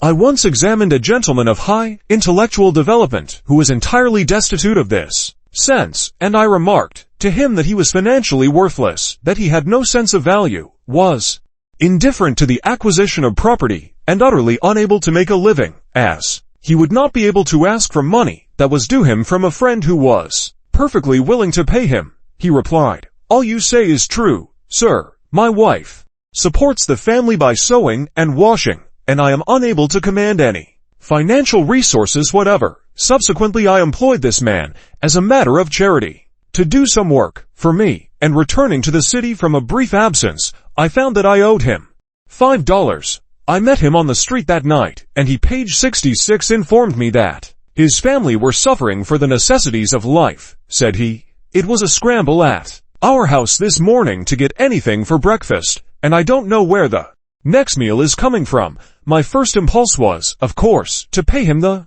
money I owed him, but I restrained it and waited to see if he would ask for it. He poured his tale of woe into my sympathizing ear for 20 minutes and finally turned away and left me without his dues. As he walked away, I called him back and said, Look here, my friend, do you know you are a fool? Oh, yes, Professor. I found that out long ago, but on what particular point? Do you find me a fool tonight? Don't you know that I owe you $5? Yes, sir. Why didn't you ask for it? I don't know, he said in a dazed sort of way. I simply couldn't. I came to you for it. I told you my circumstances hoping you would pay me, but I couldn't ask you for it. And he could not. His case was an extreme one, but there are many in the same position. The simple fact is, he did not have financial sense enough to ask for it. I gave him his money and told him if he needed more to come to me, and I would help him further. And I did. But the best thing I did for him was to instruct him in the development of financial sense, and I got, page 67, him far enough along to enable him to ask for money when due him. But it would be a hopeless task to undertake to make a financier out of such a man. I also examined his boldest boy, and finding that he had inherited his father's weakness, I gave him and his mother special instruction for the development of financial ability. 2 years later, when the first visited the same city, I found him supporting his mother and the younger children from his own wages, and his mother brought her entire family to me for written examinations, and I found them well dressed and well fed, and the mother, with an expression of gratitude I shall never forget, informed me that the splendid financial energies of her son were entirely due to the faithful performance of my instructions, and as she paid me a handsome fee for my services, and I looked upon her happy family, I felt that the gratuitous examination I had given the boy 2 years before had borne good fruit. I could multiply instances to prove the existence and working of each of the various special senses of the individual, represented by the phrenological organs. But I assume that the foregoing are sufficient for the purposes of the present lecture. It is a common mistake of parents to suppose that, if a child has a special endowment of sense in any particular direction, it will manifest such strong inclinations in that direction, that these natural inclinations, page 68, may be taken for a guide. Sometimes this is true, but oftener it is not the case, so that the natural inclinations of children are by no means safe guides in the choice of a profession, occupation, or trade. When the circus is in town, the natural inclination of every healthy boy is to be a clown or bareback rider, but it does not follow that if his inclinations are gratified, it is the best course he can pursue. Some of the most magnificent talents, on the other hand, lie dormant until they are carefully called out and trained by the teacher. There are also periods in the life of every boy and girl when new faculties seem to be awakened and for a time engage the entire attention, and the watchful parent is apt to mistake one of these periodical outbreaks for the manifestation of a talent deciding the destiny of a child. At one period of a boy's existence, he may manifest great fondness for tools and working in machinery; at another, for music; at another, for trading and merchandising; while comparatively dormant may lie a masterly ability to grapple with the problems of philosophy and science, which in later years marks him as a genius in literature and scientific investigation. Sometimes a talent manifests itself at an early age, but the parent does not realize its scope and value, or the full character of the child, and he is placed in an occupation far inferior to his actual merit, or the measure of his capacity. Page 69. A father brought his son to me exclaiming with pride, "This boy is a genius, and I am going to make a first-class carpenter of him. Unless you can suggest something better, and prove that he has talent for it, he can take up a knife and a board and carve out anything he may desire to make. He certainly has a genius for mechanical work. Yes, I said, this boy will make a first-class carpenter. He will succeed well in carving boards and in doing delicate joining, and as a foreman, or as the owner of a planing mill, he will make a good living. His wages may run up to $5 or $10 per day, but such an occupation is beneath his capacity. This boy has, in addition to his mechanical genius, a wonderful endowment of intellectual ability and scientific proclivities, and if you will send him to a first-class medical college and make a surgeon of him, his mechanical skill will have a higher field to display itself, and he will carve men at $50 per day. The old gentleman hadn't thought of that, but he wisely acted on my suggestion, and his boy is today one of the brightest young surgeons in the state in which he lives, and he carves men, instead of boards, at higher prices. The ability to command a high grade of compensation for labor of any kind depends largely upon a man's own confidence in his skill, and his ability to perform work rapidly, as well as skillfully. A factory, page 70, which can turn out double the quantity of work of its competitor, will secure the best contracts, and give the greatest satisfaction. In the same way, a man who can do double the quantity of work done by a fellow workman will, if his labor be equally skillful, be regarded as worth 3 or 4 times as much as his slower competitor. The pride and dignity attached to superior accomplishments doubles the value of the service. The best man in any department of work commands his own price, and people are willing to give him the full margin of profits. The best surgeon is always demanded when human life is at stake. The best lawyer when property of great value is involved in litigation, and when a man knows that he is the best in his department of work, whatever it may be, he has that confidence in himself which will enable him to exact good wages. As long as a man realizes that he is inferior, his work is at a discount, and he himself deficient in dignity and self-confidence. An old darky, who was famed for his skill as a butcher, was employed by a stranger to slaughter a hog. The service being well performed, Pompey demanded $5 in payment. $5, gasped the astonished owner of the pork, for slaughtering 1 hog. Outrageous. No, saw, said Pompey with dignity.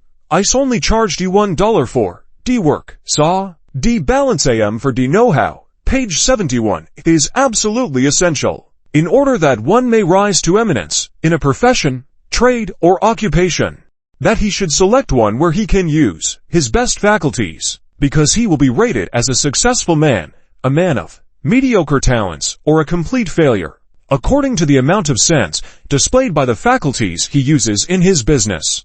If a young man has an excellent talent for music, an ordinary degree of ability in mathematics, and none in regard to art, he will be a success in the orchestra. He may make a precarious living as a bookkeeper, but if he starts a photograph gallery, he will disgust his customers and prove a dismal failure. In the first, he will be respected and admired. In the second, tolerated. In the third, despised. In my professional experience, I have met thousands of men who were admired and respected as masterminds because they were using strong faculties, the best they had, and the world gave them more than their dues because they were ranked in mentality at the grade of their strongest faculties, and their weaknesses were overlooked, hidden in fact by the brightness of the few talents they did possess and use to advantage. I have examined thousands of men of equal ability who were regarded as very ordinary because they were in walks of life which called forth only the inferior elements of their characters. I have examined page 70 to thousands of others of equal ability and many of magnificent endowment who were limping, staggering, and blindly groping down the dismal path of despair because they were depending on their weakest elements, and the world despised and judged them unjustly because they were ranked in mentality at the grade of their weakest faculties, their virtues and talents hidden by the fact that they were never used. It has been my happy privilege to place them, for the first time, in possession of the true estimate of their elements of strength and weakness, and to direct them with the absolute certainty of success into paths of usefulness, prosperity, and enjoyment. I might confer a favor upon you by giving you a letter of introduction to some rich and powerful friend of mine who could aid you in your business, but one confer a greater favor upon you when I give you my written delineation of character. It is an introduction to yourself for the first time you are made acquainted with your own character. There it stands in bold relief, your talents, and how to make the most of them, your faults and how to correct them, your adaptation in business, analyzed in such a manner that every business qualification is described and the reasons given why you will succeed. You are not left in the dark concerning the matter. The business is stated and the reasons given, and the reasons you can test seriatim before you go to any expense in making page 73 a change, or in qualifying yourself for the business. The enjoyment that a man gets from his business is a legitimate part of the profits. It is also one proper criterion of success. A man may accumulate a bank account, but if it is done at the expense of the enjoyment of life, if every task is a burden, and every day's work a monotonous round of dreary duties, he is no better than a slave. When he uses the strongest faculties of his nature, the result is constant gratification.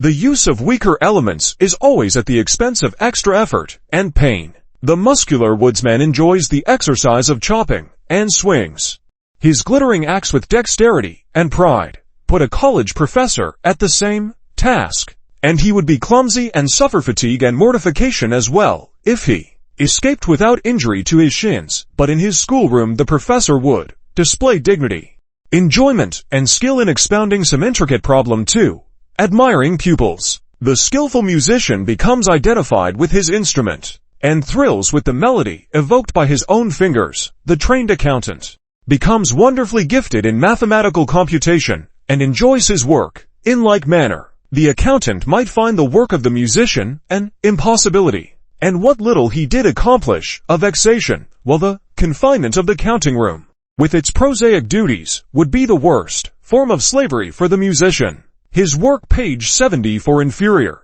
his capacity limited, his situation intolerable, but for the meager salary it might afford. A bank president called on me with his son, requesting an examination for the latter.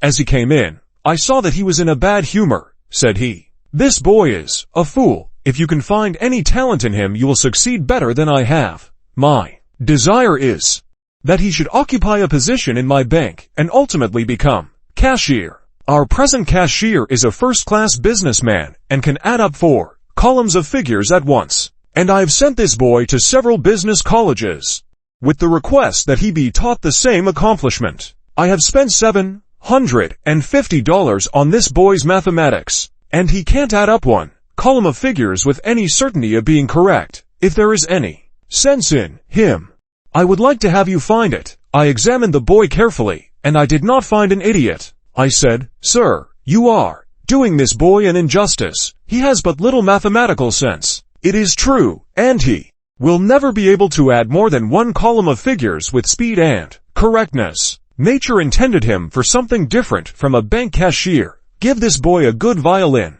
Place him under competent instructors. Spend $75 on his musical education, and he will display such magnificent talent that you will be willing to continue." The old gentleman arose in wrath, and stamped page 75 out of the room, and said he didn't want any fiddlers in his family. The next day, however, he came back and apologized. Said he, "I suppose it is better for the boy to be a good violinist than a poor accountant. At all events, I've failed so far, and I'll try your advice to the extent of $75. If he displays talents as a musician, he shall have the best instruction money can obtain." He kept his word, and placed the boy in a musical conservatory under first-class instructors, and before the $75 was expended, the boy was the pride of the institution. He led his classes, graduated with first honors, is today the leader of a first-class orchestra, and a professor in a leading conservatory,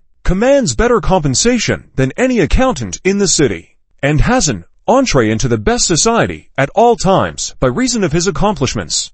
He stands today a king among his fellows because he is using his strongest faculties, but the best of it lies in the fact that he enjoys his profession. His position is one of dignity and pleasure, whether he stands before audiences at the head of his orchestra, in the drawing rooms of elite society, or in the solitude of his study. His brain vibrates with the harmony of his own grand usefulness. I have a friend who holds the position of first bookkeeper in a leading bank. And he is master of the situation because he is able to add 4 columns of page 76 figures at once with absolute accuracy. He commands a first-class salary for first-class work, and it is pleasurable to watch the pride, the dignity, and the evident enjoyment with which he performs the duties of his station.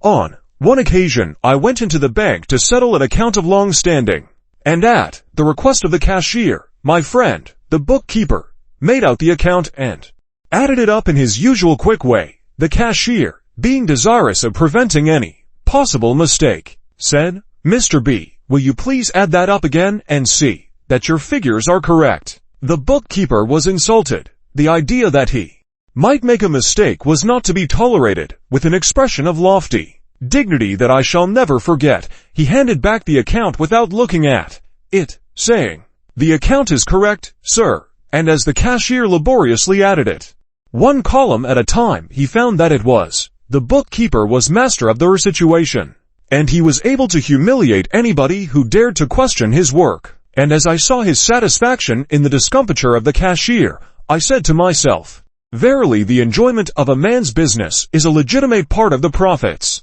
The enjoyment of my own business is a large share of the profits. I enjoy lecturing, and I enjoy examinations, because I know when I examine a head that I know more about it than the man who wears it, and that what I am about to say will do him more page 77 good than anything he ever heard in his life if he will heed it. And when some young man comes up to me in Texas and shakes hands and thanks me for something he heard me say in a lecture in California, and another shows me his prosperity in Colorado and draws out a chart I made for him in Missouri, telling him to enter that business, I enjoy it. And when I examine some diffident young lady and encourage her to learn accomplishments and show her the occupation she should follow, and years later I find her succeeding in all of them and developed into a grand self-sustaining woman, a mighty power for good in her neighborhood, I enjoy that. And when I give my professional sanction to the marriage of some brave young man and beautiful young woman,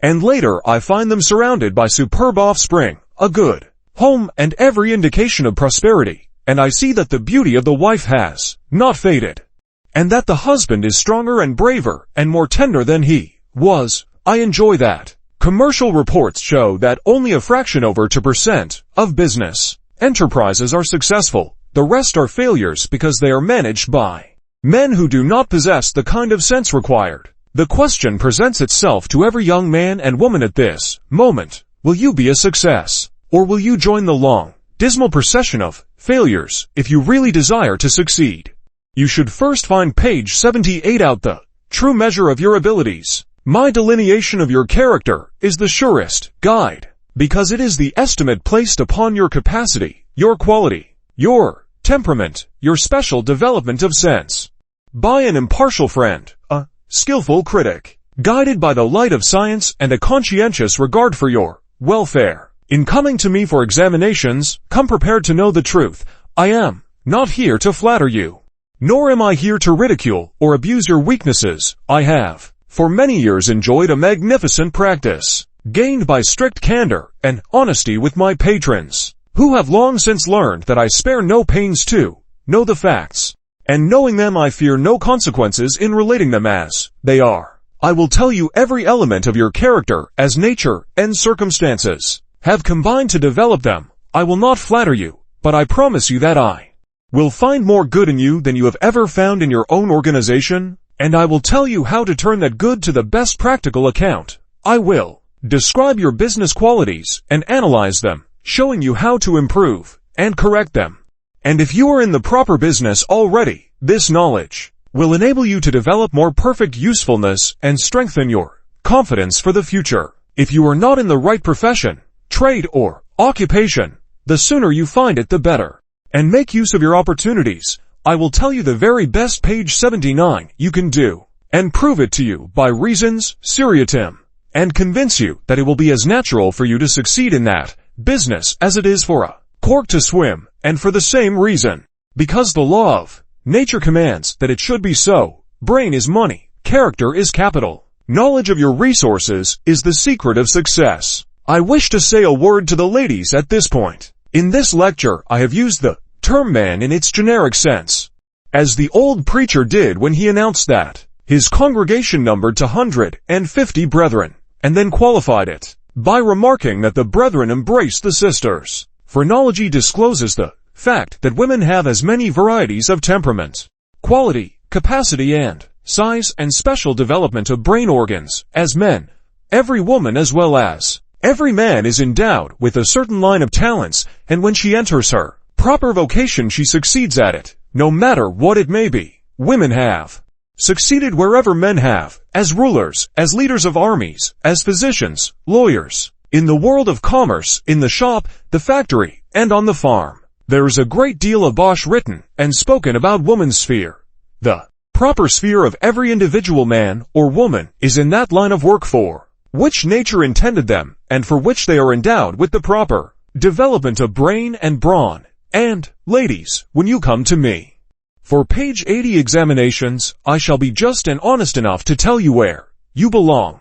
And if I can find you something which will take you out of competition with the Negroes and Chinamen, I shall certainly do so. To parents, also, I wish to say that this is the opportunity you must not neglect. You have no right to bring children into the world unless you are willing to promote their welfare and give them the best opportunities to enjoy whatever nature has endowed them with. In the nature of talent, do not allow the trifling cost of an examination to stand in the way of obtaining this priceless knowledge, which will enable you to direct their growing minds into the channels which promise so much of usefulness, so much of health, happiness, and financial prosperity. Some parents have an idea that children are too young to be examined, and they make this excuse at every age. From 1 month to 20 years, they seem to doubt our ability to impart valuable information about a child until the character is developed. They lose sight of the true object of an examination, which is to determine in what direction the child shall be developed. The parent is often the architect of the child's fortunes, but what would we think of an architect who waited until the building was completed before he planned it? When the character is developed, according to the idea of these people, the greatest advantage of an examination has been lost. We page 81 can tell the youth of 21 or the businessman of 40 what his talents are and how they may best be employed, and how they may also be improved to the extent of that limited development which can be made after maturity by persistent effort. But in the case of the young and growing child, the information given in time is 1,000-fold more valuable, because it is in that formative, plastic condition where it is like the clay of the potter in the hands of the skillful parent or teacher.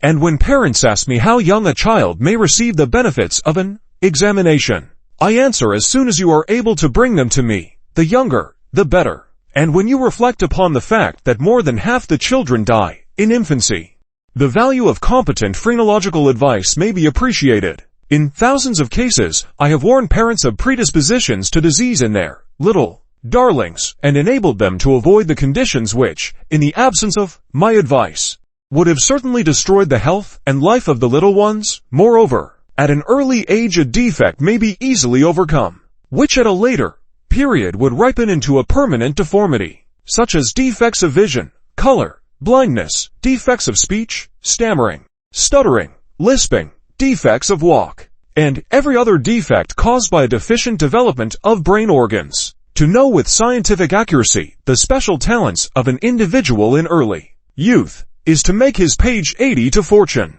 Without this knowledge, much valuable time is lost by parent, teacher, and pupil in useless experiments with the knowledge which phrenology imparts. Intelligently acted upon, the development of a strong mind, sound body, brilliant accomplishments, splendid talents, and successful business is an assured fact, and the youth enters upon his early manhood fully equipped with everything which will enable him to accomplish a vast volume of good work, achieve financial success, and enjoy that happiness which can only come to the successful man. Our rooms are open from 10 o'clock a.m. until 6 p.m. The reception room opens at 9 for the accommodation of those who wish to come early and be first served. Take your seat in the reception room, and I will reach you as rapidly as I can. I never hurry my work at the expense of thoroughness, and when I have a subject under my hands, I tell him everything which will do him good, no matter How many others may be waiting? When it comes your turn, you may expect the same courtesy. But I never waste time, and if you desire to ask any questions, please have them written down, and I will answer them promptly and correctly. While you're in the reception room, you will be elegantly entertained, and when I reach your case, you may expect the best results, which scientific knowledge, careful examination, lucid explanation, and a fraternal interest in your welfare can give. Page 83. Tomorrow night, I lecture on the soul-absorbing topic of matrimony, at the conclusion of which lecture one shall examine several young ladies and select husbands for them from the audience. Matrimony. Ladies and gentlemen, a test I stand committed before the public as the originator of a system of matrimonial selection and creative science. You have a right to demand of me that I shall present to you tonight a statement of something practical that will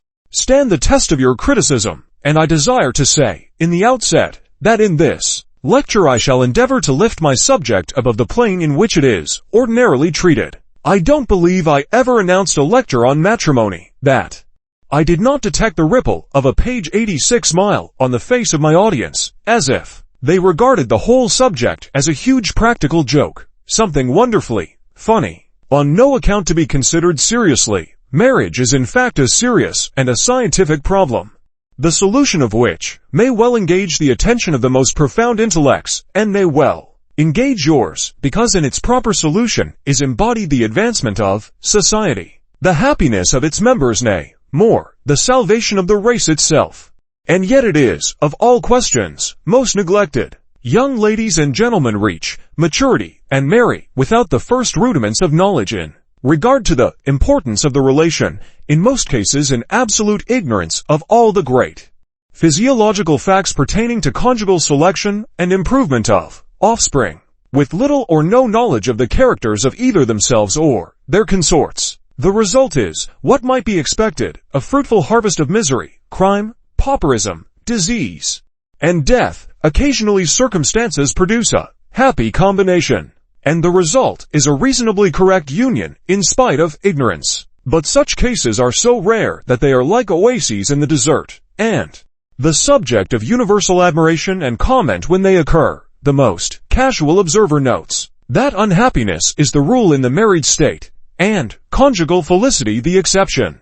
A recent discussion of the question, is marriage a page 87 failure, has brought out so many exhibitions of domestic misery that society is startled into a serious consideration of the question at last. It is my purpose to show, in this lecture, that there is a sensible solution of this great problem, that whenever we bring to bear upon this question the same amount of scientific thought and reasoning common sense that we display in all things pertaining to financial values, the results would be fully as satisfactory. I plead for investigation. I ask for knowledge. I beg for candid thought and scientific experimentation. When I was lecturing in Kansas, some years ago, I had occasion to visit an old friend, a wealthy farmer, who had an interesting family of 7 very marriageable daughters. And in conversation with me, the old gentleman expressed himself as greatly concerned about their matrimonial prospects. Knowing that I was investigating the scientific bearings of matrimony, he said to me that if there was any light which I could throw upon the subject, which would aid him or his daughters in the selection of suitable husbands for them, he would consider himself under obligations to me for life. But, said the old man sadly, it's no use. Marriage is a lottery anyhow. If you draw a prize, well and good. If you draw a blank, you must make the best of it. You may lecture from now until doomsday, and it won't do any good. When they page 88 fall in love, they're going to marry, and they won't listen to reason. Well, my friend, I replied, I should regret to have to entertain or express the opinion of your daughters that you have just uttered. If I did so, I should consider you entirely justifiable in ejecting me from your premises. It is an insult to the intelligence of your daughters to assert that they would not display sense and reason in the selection of a husband, as in anything else. If they had any knowledge upon which to act, let me ask you a few questions which will prove my position. I want to buy a valuable horse. Could your daughters aid me in the selection of the animal? Oh, yes, exclaimed my old friend, with evident pride. My daughters know all about horses, sir. They have broken the most unruly colts that were ever Raised on this farm, they can tell whether a horse is most suitable for draft, speed or breeding purposes. As soon as they look at him, they can tell how much it will take to feed him and how far he can travel in a day without injury. My daughters are accomplished horsewomen, sir. Good, I answered. Valuable knowledge, sir, for young ladies to possess, especially if they expect to become farmers' wives. I also want to buy a valuable farm. Could your daughters aid me in the selection of the property? Page 89. Certainly, sir, said the old gentleman, warming up with the subject. My daughters have been instructed in all that pertains to scientific agriculture. They can not only select a good farm from practical experience, but they have had scientific, theoretical training as well, under competent teachers. They can analyze the soil and tell you its chemical constituents, and they know what kind of soil is suitable for every crop you can name. Capital, sir. I rejoice to know that your daughters are so well informed, and have had such excellent instruction and advantages. I now wish to select a good man. Can your daughters aid me now? Ah, said my old friend, sadly, I see, sir, that you have us all at a disadvantage on that question. My daughters have been neglected in that branch of education, and with my 60 years of experience, I must also admit that I am incompetent to aid either you or my daughters in the selection of a man. Here is the solution of the whole question. While the human race is interested in everything pertaining to literature, the arts, manufacture, commerce, religion, and science, the welfare of the race itself has been sadly overlooked, and the admission of my old farmer friend can well be made by all of you. And what I said to him in concluding our conversation, I now say to you. You have spent many hours in instructing your children in all that was desirable. In page 90, literature, art, science, commerce, and religion, you have surrounded them with educational advantages, but you have neglected to instruct them on this vital topic of matrimony. You have treated it lightly, or with indifference. You have left them in ignorance of the great social and physiological facts which surround it. And then you wonder when they marry upon blind impulse, and you call it lottery. Of course, they can't display judgment when they have no facts to exercise judgment upon, and you feel offended when your child marries contrary to your advice, when you have been exposing your ignorance to that child ever since it was able to comprehend anything. You set yourself up as an authority on this question, when your youngest baby is fully alive to the fact that you are a total ignoramus in regard to it. For my part, I admire the spirit of the young man or woman who, realizing the discouraging failure of the old folks, starts out on a new line in obedience to one of nature's impulses, independent alike of paternal wrath or criticism. If such a one will consult the dictates of science in shaping and directing the impulse, the marriage will be much more likely to be happy than those formed in deference to parental wishes, which, in a majority of cases, we regret to say, are dictated by merely prudential if not sordid reasons. Before we discuss the main issue of our subject tonight, it may be interesting and instructive to ask, page 91, why do people marry anyhow? Did you ever think about that? There are a number of reasons, and we will discuss some of them. A great many people marry because it is fashionable. They never stop to reason about it. They simply observe that nearly everybody else marries, and consequently they jump to the conclusion that it is the proper thing to do. Like most devotees of fashion in other things, they find it a very unprofitable investment. A great many men marry because they want a servant. That's unprofitable. Also, young man, you can hire your washing and ironing done by a Chinaman, and live in a first-class boarding house with much less expense. It don't pay. Some women marry because they want a home, and they find a penitentiary. I visited a state prison a few days ago, and I found inside the walls a lot of convicts that were having a much better time than some married people of my acquaintance. A large number of men and women marry for money that don't pay either. In the long run, young man, don't marry $100,000 with a girl attached, because some of these days you'll find that the money has taken wings and flown away, and you'll have a girl on your hands, and you won't know what to do with her. Right here, I want to say to my friends who are disposed to look upon money as the page 90 to most valuable of all things, that if you marry according to my instructions, you will marry the conditions which produce money. To marry for money or to marry a person who possesses a fortune for no other reason, is a monstrous wrong, sure to be punished. Some refined people marry for beauty.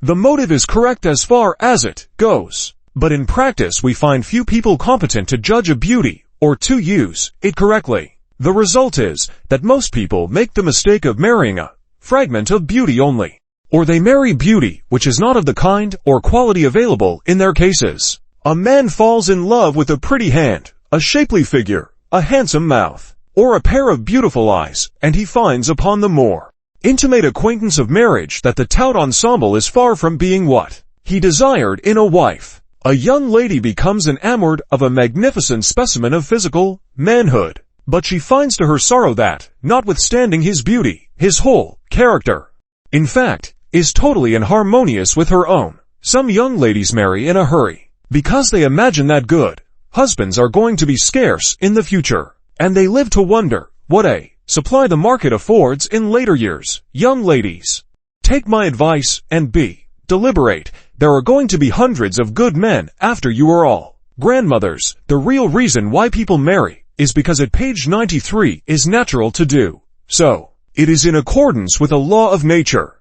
To understand this fully, we must study natural history for a few moments. As we observe the various orders of plants and animals, we find that in the lower forms of life, in vegetable or animal, the male and female principles are embodied in one individual, and that individual, being entirely capable of reproducing the species to which he belongs, stands as a perfect representative of that kind or species. We observe, however, that in the higher orders of plants and animals, the male and female principles are embodied into separate individuals, and it requires the union of two of these individuals of different sex to reproduce the species, and it takes the two individuals, the male and female, to furnish us with a complete representation of that species. Man is created in two parts, male and female, man and woman, and it requires the union of these two to reproduce the race, and to furnish us with the perfect specimen of the unit of humanity. The man or woman, considered separately, do not furnish us this complete ideal of humanity, but on the contrary, each is incomplete without the other. The conclusion which I wish you to draw from this argument is that the old bachelor is only half of a man, which is a correct way of expressing his status in society. Why, my dear sir, you might as well expect to pull across the Atlantic Ocean in a page 94 waterlogged skiff, with only one oar, and make a successful voyage of it, as to pull across the ocean of life without the help of a good woman. And I have my suspicions of the morals, as well as my contempt for the taste of a man who can wander through this country and see as many bright eyes, ruby lips, rosy cheeks, and shapely figures as one may encounter any day in the week, and who does not marry. Marriage then may be regarded as the natural condition of every mature man and woman, and, because it is natural to marry, there is all the more reason why it should be carefully studied, and why the human race should learn to form marriages in accordance with natural law. When we study matrimony in the light of science, we find that it is surrounded and governed by natural laws, as inevitable in their consequences as the law of gravitation, and that the marriage relation is happy or unhappy as these laws have been obeyed or broken to constitute a perfect marriage. Three great objects must be attained. The absence of any one of these from the marriage will cause its ignominious failure. There must be, first, such physiological conditions as will ensure the improvement of offspring and the perpetuation of the race, for the accomplishment of which object marriage is primarily established. Second, amiable companionship and congenial page 95 association. The married pair must live together, and their mutual interests, as well as the interests of society, demand that the association be pleasant. Third, mutual helpfulness in financial affairs and the maintenance of the establishment. It is absolutely necessary that all three of these elements should combine to form the perfect marriage. Many good people imagine that if they can only live together in an amiable way and have no serious quarrels, that they have reached the beau ideal of happiness. There are others who look only to the financial welfare of the union, and if the conditions seem favorable to the production of wealth, they approve of the marriage. But the fact remains that both of these conditions may be present and the marriage still be most unhappy. When I was lecturing in the state of Indiana, some years ago, I had occasion to discuss this subject with the mayor of a certain city, who informed me, with great glee, that he had sold out a phrenologist, as he expressed it, on the occasion of his marriage. Said he, my wife and I were examined the day before we married by an eminent phrenologist, who pronounced us totally unfitted for each other, and strongly urged us not to marry. Now, sir, I have lived with that good woman for 40 years, and we've never had a quarrel, and we've made a good living into the bargain. Page 96. I did not want to hurt the old man's feelings, and I felt that if he could get any comfort out of that marriage, I would be the last one to take it from him. So I kept silent, but when I looked over his family, and I counted 5 children that were partially idiotic, I thought that the phrenologist had decidedly the best of the argument. And suppose you do live with a good woman for 40 years, and never have a quarrel. Is that anything to your credit? Certainly not. The man who couldn't live with a good woman for 40 years, and not insult her, ought to be ridden out of town on a rail. And the woman who can't live with a good man the same length of time, without getting her name on the police court records for smashing a frying pan over his head, is not fit to move in good society.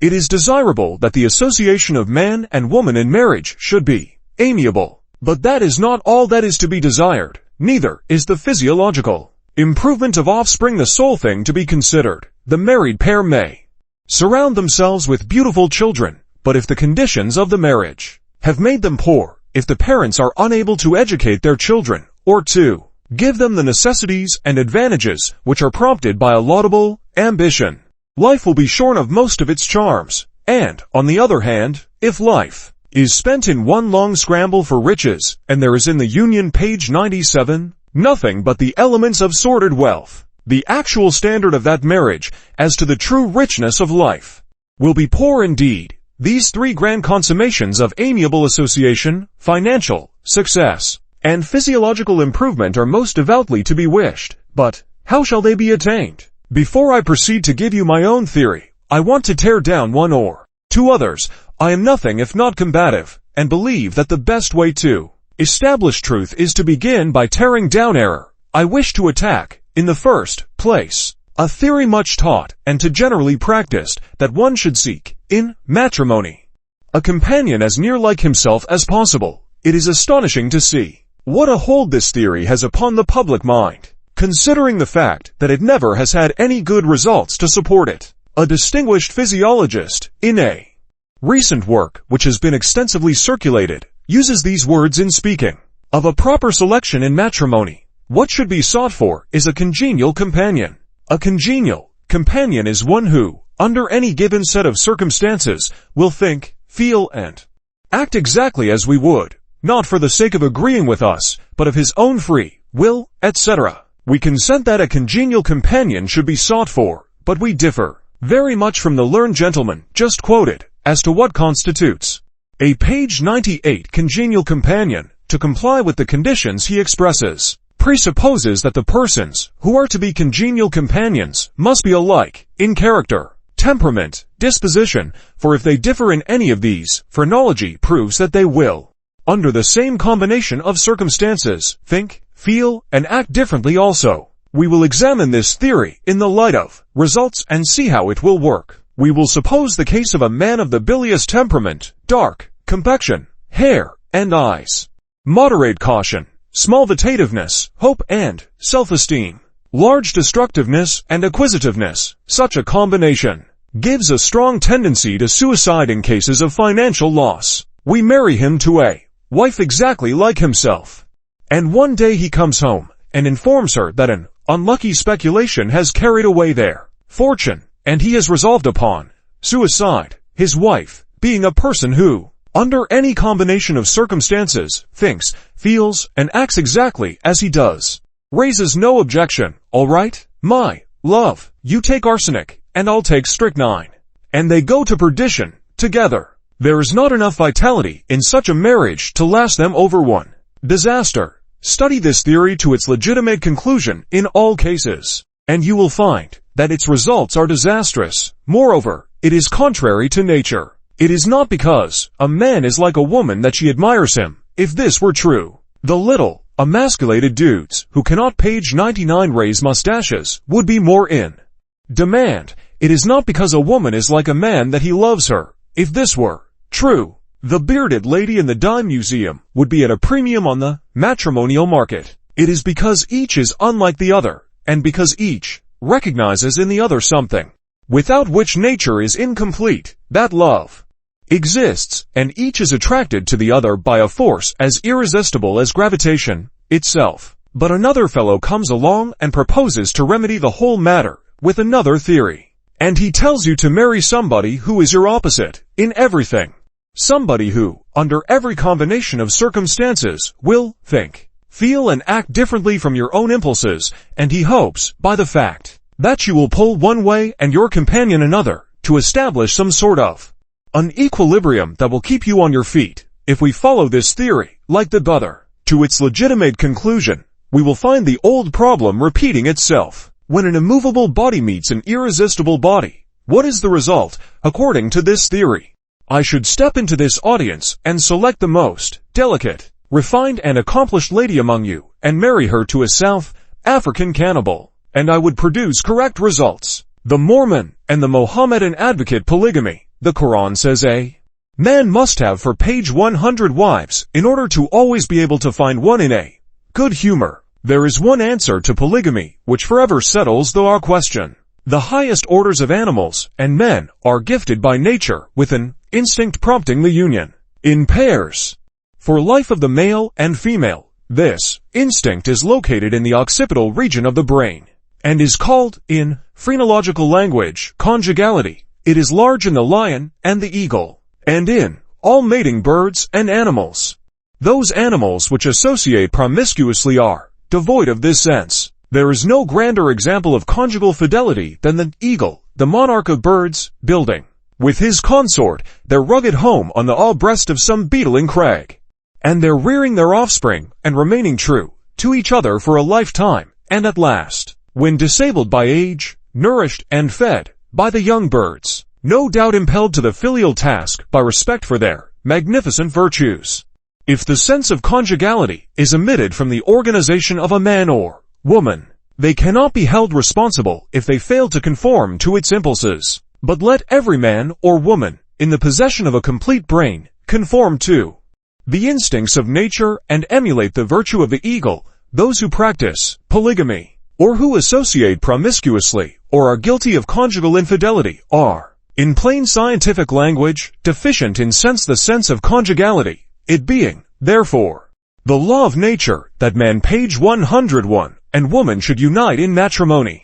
What rule of selection may we establish which, in all cases, shall be productive of agreeable association, financial success, and such physiological conditions as will result in the improvement of offspring? It has been stated that order is heaven's first law. With equal force it might be added that harmony is the first law of nature. The law of harmony pervades all nature, and men and women have long since learned to recognize it in many departments of study, inferior in dignity and importance to the topic of this lecture, as you have long studied harmony in its application to music and colors.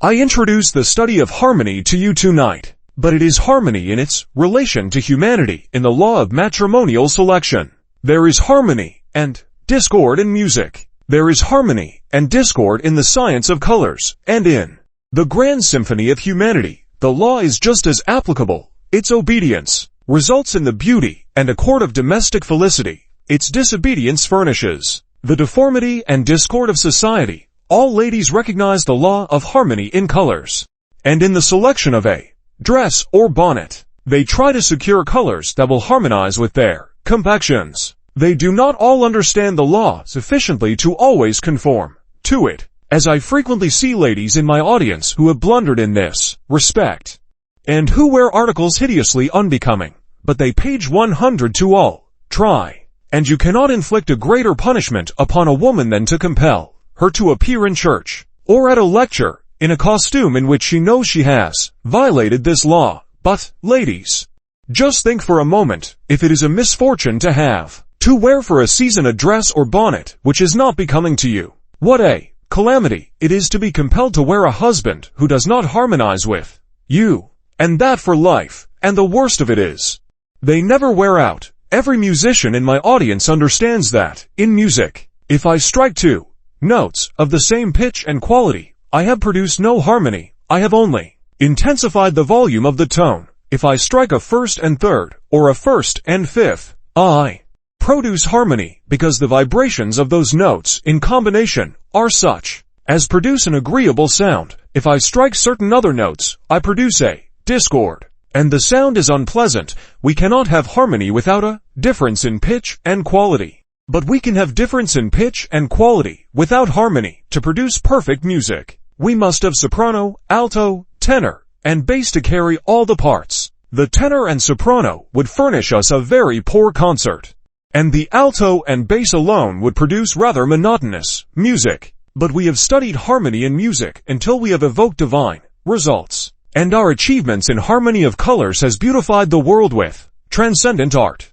Page 103. In the science of humanity, there are certain combinations of constitution which, in matrimonial association, are harmonious. There are certain other combinations which are discordant. The union of harmonious natures results in agreeable association, financial success, and perfection of offspring. The attempted union of discordant natures results in domestic misery, divorces, by wholesale, pauperism, disease and crime, and worst of all, the perpetuation of all these evils in a deformed, diseased and vicious posterity. In stating the law of harmonious selection, the general rule is that the parties should bear a complementary relation to each other. That is to say, there should be such a combination of temperaments, dispositions, and appearances, that any departure from the correct ideal of perfect humanity in the one should be supplied by the development of the other, in order that the two organizations, when added together, should constitute a perfect type of humanity. The reasonableness of this rule is apparent the moment that its effects upon offspring are comprehended. The child inherits the joint organization of the parents. It can never be better than the sum total of the parental organizations. It may be better or worse than either of these, according to circumstances. It can never be better than both, except as education may develop possibilities as inherited from both. If page 104. Therefore, the father is capable of transmitting to the child certain vigorous elements of constitution which were weak in the mother, and on the other hand, the mother endows the child with certain graces of intellect which were deficient in the father. The result is perfection of offspring through complementary association. The same rule holds good in the matter of amiable association. When each contributes to the other elements of character necessary to convenience and happiness, the mutual esteem and respect generated by the knowledge of the indispensableness of each to the other's interest is the surest guard to amiability. Likewise, as to financial affairs, it is easy to understand that the individual will be most successful in the affairs of life who unites in himself all the elements of a perfect organization. Therefore, in the consummation of all partnerships, matrimonial or purely commercial, the application of this rule unites in the organization every element essential to success. In the application of this rule, it is necessary to consider, first, the character of the individual under examination, second, the type of humanity we desire to form, third, the ideal character necessary to the accomplishment of the end in view. The error committed by most physiologists, who have experimented with this question, lies in the fact that they have had in mind only one ideal as a perfect, page 105, type of humanity, and they have tried to grade all their subjects up to this solitary ideal. Humanity, however, presents as many phases as the various climates, occupations, stages of culture, and conditions of life might be expected to produce, in various combination, and we may have a perfect type of humanity, adapted to every climate, to every occupation, to every grade of society, but differing in each. Every individual, under every condition of life, may find his proper complementary associate, adapted to the same conditions of life, but possessing a different character, harmonious with his own. Nature has not left us in the dark with reference to this question.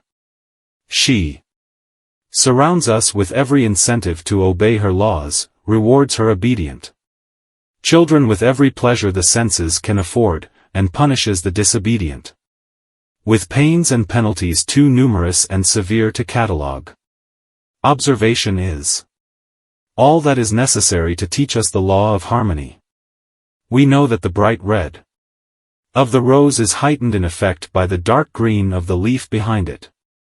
We observe that chords in music are agreeable to the ear, and we have only to use the same observation, in respect to matrimony, to distinguish certain combinations that produce all that is rich and grand and beautiful in domestic life, and to know others in which the effect is altogether wrong. Society has long since learned the distinction between, page 106, the brunette and blonde, the electric and the magnetic temperaments. And the fact is also known that it is natural for those of light complexion to admire those of dark, and vice versa. The novelist and the actor recognize this principle, and if the story is well told, and the drama well made up, the hero and the heroine are made to conform to these complexions. The society belle who gives a party, if she be a blonde, invites some dark-eyed lady friend as a foil to her beauty, and the dark-complexioned friend responds cheerfully to the invitation, conscious that her own beauty will be heightened by the contrast. The blonde and brunette are complementary to each other, as far as the temperament is concerned.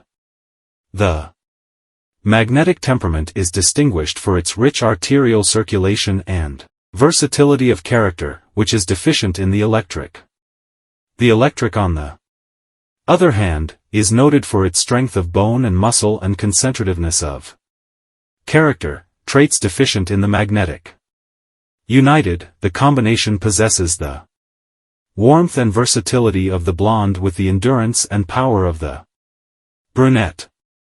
In the union of the blonde and brunette, the law of color is also conformed to, and both appear better than either would apart, or than either would, combined with a person of the same temperament. To illustrate this principle more completely, I will give a few examples. Page 107, I will take first the case of any man who is a complete type of the extreme brunette or electric temperament, and marry him to a lady of the same type. At once we see that the law of harmony has been violated. They are too much alike. They look like brother and sister. They are, in fact, physiologically related. They were created under the same general conditions of birth, and have inherited the same peculiarities of constitution. They do not look as well together as either would separately. They possess the same virtues, it is true, but there is an excess of their peculiar good traits, so that they are in danger of becoming vices. Two bodies cannot occupy the same space at the same time, they jostle each other and promote discord. Notice that, in this couple, each possesses the immense base of brain, the narrow pyramidal form of forehead, the serious expression and the indications of dynamic energy peculiar to the electric temperament. In this combination there is an absence of versatility, of blandness, agreeableness, sympathy, and warmth. All is cold, hard, forcible, unyielding and serious on both sides. The brunette is essentially a fighting character, the man to fight the battles of his country, of his clients, of his political faction or party. United to such a character as shown in this combination, he would have a wife possessing the same aggressive qualities, and he would return from the battles of the day to find a new conflict, page 108, awaiting him at his own fireside, and in couples mismated in this way, the conflict usually lasts all night, to the great disturbance of the neighborhood. But if we conform to the law of nature, and unite the brunette to a superbly vitalized blonde, a different effect is produced. Combined with such a character as the brunette, her versatility, refinement, warmth and enthusiasm are exactly what he needs to round out the rugged phases of his character, and supply the elements deficient in his constitution. While she in turn needs his executiveness, his dignity, his seriousness and positive elements to balance her tendency to frivolity, and make her accomplishments and versatility valuable. Recognizing, each in the other, characteristics indispensable to happiness, amiable association, and financial success is assured, while the offspring is sure to inherit an excellently well-balanced organization if other conditions are at all favorable. Let us now consider the magnetic temperament, of which any blonde man furnishes us an excellent example. If we marry him temporarily to a blonde lady, we have produced discord again. They do not look as well together as either would apart. They are too much like brother and sister. There is too much warmth, enthusiasm, versatility and inflammability about this combination. There is not enough of seriousness, dignity, steadfastness, page 109, and endurance. Their dispositions clash, because every fault in one is aggravated by the same fault in the other. The versatility and genius of the blonde is not assisted by contact with a lady possessing the same characteristics, because he has enough to supply his needs. When we observe marriages of this class, we find results far from satisfactory, and offspring with a decided tendency to insanity, after a succession of such marriages. What this blonde character demands is just what the brunette possesses, and when we unite the blonde to a lady of the brunette type, we find results that are far more satisfactory.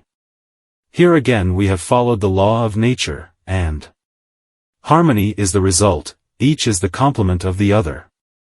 The genius and versatility of the blonde are here fortified with executiveness and endurance, while her concentrative and intense nature is vitalized and warmed with the enthusiasm, the geniality and adaptiveness of the magnetic temperament. These four types of character represent the application of the law in persons of relatively the same grade of social position, and surrounded by the same general conditions of life.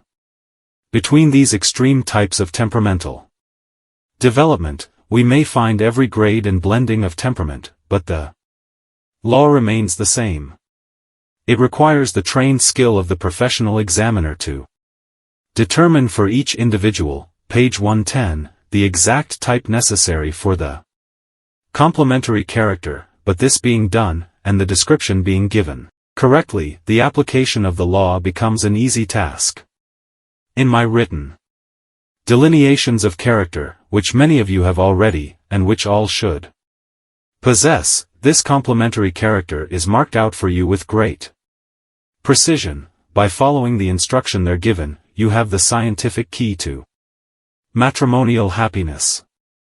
Persons possessing a predominance of the mental temperament should seek consorts having more of the vital and motive. Those having an excess of vitality, a consort more largely endowed with the mental and motive.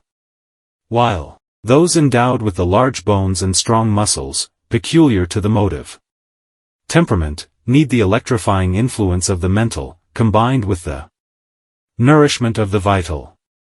It does not follow that perfect blending of temperamental conditions will produce a happy marriage.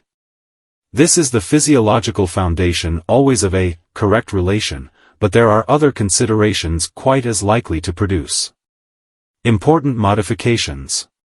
It does not follow from this law that a blonde heiress should marry her father's coachman, though he may be a perfect type of the brunette.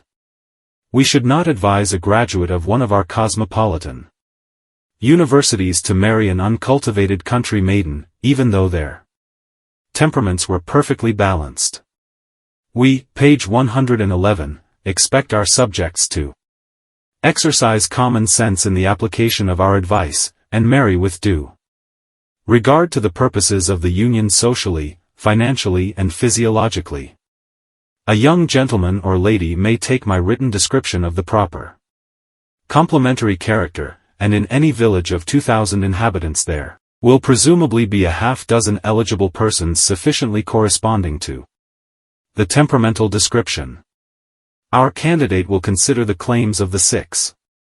With probably the following result: he will reject number 1, because she is too old, number 2, because she is too young, number 3, because she is diseased, number 4, because she has insufficient culture. He may profitably hesitate a year between numbers 5 and 6, but ultimately prefer number 6 for reasons which he has discovered in that time, and marry happily, and with the proud satisfaction of having married intelligently. But, says some objector, you would have marriage reduced to a matter of cold calculation. You leave out all sentiment and love. Now, hold on, my friend, and we will see whether that is true or not. What is this sentiment, this love, which most people seem to think desirable in matrimony, and which others, we may add, hold in profound contempt? Love is the impulse of desire toward that which gratifies it. A young man loves a young woman because he sees something in her, page 112, character, her personal beauty, her mental attributes, which gratifies him. For precisely the same reason, the young lady reciprocates the sentiment. Now the question simply reduces itself to this: shall this sentiment, this love, be founded on a complete and accurate knowledge of what is necessary to the complete gratification of the whole nature, or shall it be founded upon mere caprice or whim, the gratification of a mere fragmentary instinct which has never been educated to the comprehension of its true needs? Ponder on these questions for a few moments, and you will realize that, instead of eliminating the sentiment of love from the question of matrimonial selection, I have really introduced you to a grander, broader, better ideal of true love than you have ever comprehended before.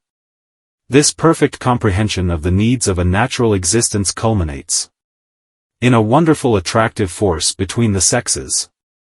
A force as evident to the senses as the force of gravitation when properly studied, but unfortunately too little understood. This force, however, exists, is governed by natural laws and exerts its influence for good or evil between every man and woman in the universe, and the man who marries in ignorance of this force, or who violates its laws, is as foolish as he who tempts the law of gravitation by jumping from the brow of a precipice without calculating the distance to the ground beneath.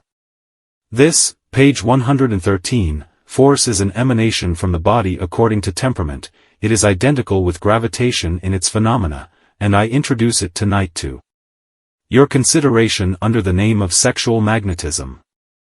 Diagram of what follows. P. Positive pole. N. Negative pole. The curved arrows show the direction of revolution. I hold in my hand a bar of iron. If I let go, it falls to the ground, impelled by an unseen but very tangible force which you call gravitation. The scientist will tell you that gravitation exists because the Earth is a great magnet, attracting to itself all negative bodies which come within the reach of its positive influence. But the principle of magnetic attraction implies, also, the principle of magnetic repulsion. Every child is familiar with the practical results of magnetic attraction, because he feels the force of it every time he falls down, or drops a plaything. But you are not so familiar with magnetic repulsion, yet if, by any combination of circumstances, you could be made positive to the Earth instead of negative, you would be repelled from it with exactly as much force as you are now attracted to it, and shot into space to wander among the asteroids. To illustrate this principle of magnetic attraction and repulsion, I have prepared these 2-bar magnets, which are simple bars of steel which have been charged with magnetic properties. I mount one of them on a pivot so that it will revolve when subjected to any force. One end of the, page 114, magnet is called the positive pole, the other the negative pole, because they have been found to exert two different forces. If I present the positive pole of the magnet I hold in my hand to the negative pole of the mounted magnet, they will attract each other, and the mounted magnet will revolve toward the one in my hand. But if I reverse the conditions, and I present the positive pole of this magnet to the positive pole of the mounted magnet, they will repel each other, and the mounted magnet will revolve in the opposite direction with equal force. This beautiful experiment illustrates the, page 115, repelling force of magnetism as well as its attractive power. Diagram of the above. Magnetic repulsion. The human body is magnetic in its action. Its every phenomenon is governed by the laws of electricity and magnetism. The human body is a divine instrument upon which the mind plays, is a wonderful magnet, exhibiting all the phenomena of attraction and repulsion. Between certain constitutions there are positive and negative conditions, resulting in a natural attraction, conducive to the highest matrimonial felicity. Between other constitutions there is a natural antagonism, as relentless as the force of gravitation itself, and when companionship is attempted, in violation of this law, nature drives them apart by the most fearful visitation of her penalties in domestic misery, depraved and deformed offspring, pauperism, insanity and crime. If any of you doubt the existence of this force, I will cite you to an experiment, which most of you have tried. Put your arm around your sister, and you will not be able to notice any very remarkable sensations. But just get your arm around some other fellow's sister, and you will feel like you were struck by lightning in half a minute. That is sexual magnetism. This force exists in different degrees of intensity, according to the constitutions of the parties affected. It may be highly attractive, it may be weakly.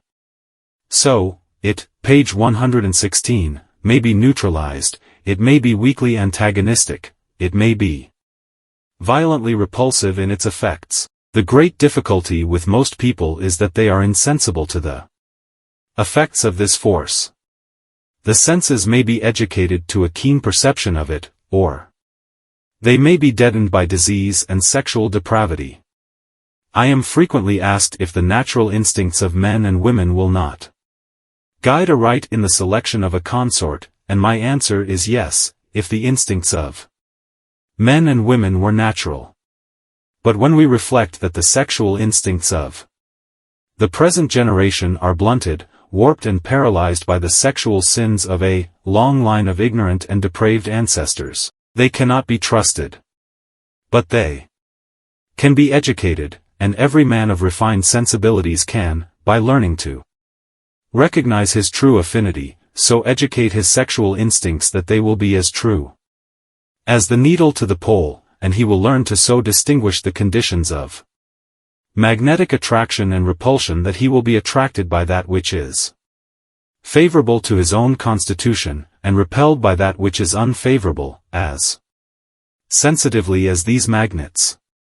And every woman of refined sensibilities may reach the same exalted plane of true sexual intelligence, and when this degree of sexual intelligence is attained, vice is an impossibility. The education of this refined, sensitive sexual instinct renders adultery abhorrent. The true sexual consort once found, the, page 117, chief joy of existence consists in the perpetuation of mutual attraction.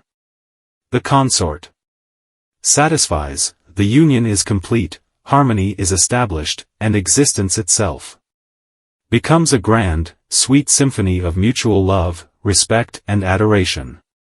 I respectfully submit the principles here, for the first time expounded, as the foundation of a proper marriage relation, and a solution of the social problem. I now discuss the important question of age. There are great possibilities of good and evil involved in this branch of the subject, and nature's laws are violated in this as in every other department. The proper age for the consummation of marriage is maturity. This varies much in different constitutions and in different climates, but is not hard to determine. A general average for the temperate zone would place the proper age at from 22 to 27 in the male, and from 18 to 23 in the female. There are 1,000 arguments against premature marriages, which I shall not stop to discuss in this lecture. You will hear this subject fully discussed in my lectures on sexual science, and you will also find it elucidated at length in my Science of Creation. Those who have neglected to marry until past the ages above given, if in sound health and good character, may consider that they have my consent as soon as they can find a proper complementary consort, according to my full written delineation. Page 118, the female should be about 3 years younger than the male. This rule applies at all stages of life. Under no circumstances should a man marry a woman older than himself.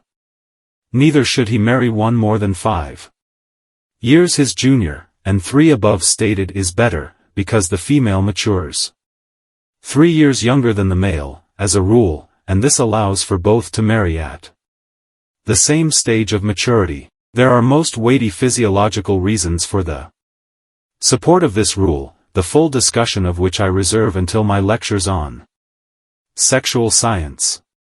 But I will answer one common objection to this rule right here. It is quite a common belief that, unless a man marries a woman 10 years his junior, in a few years his wife will look too old for him.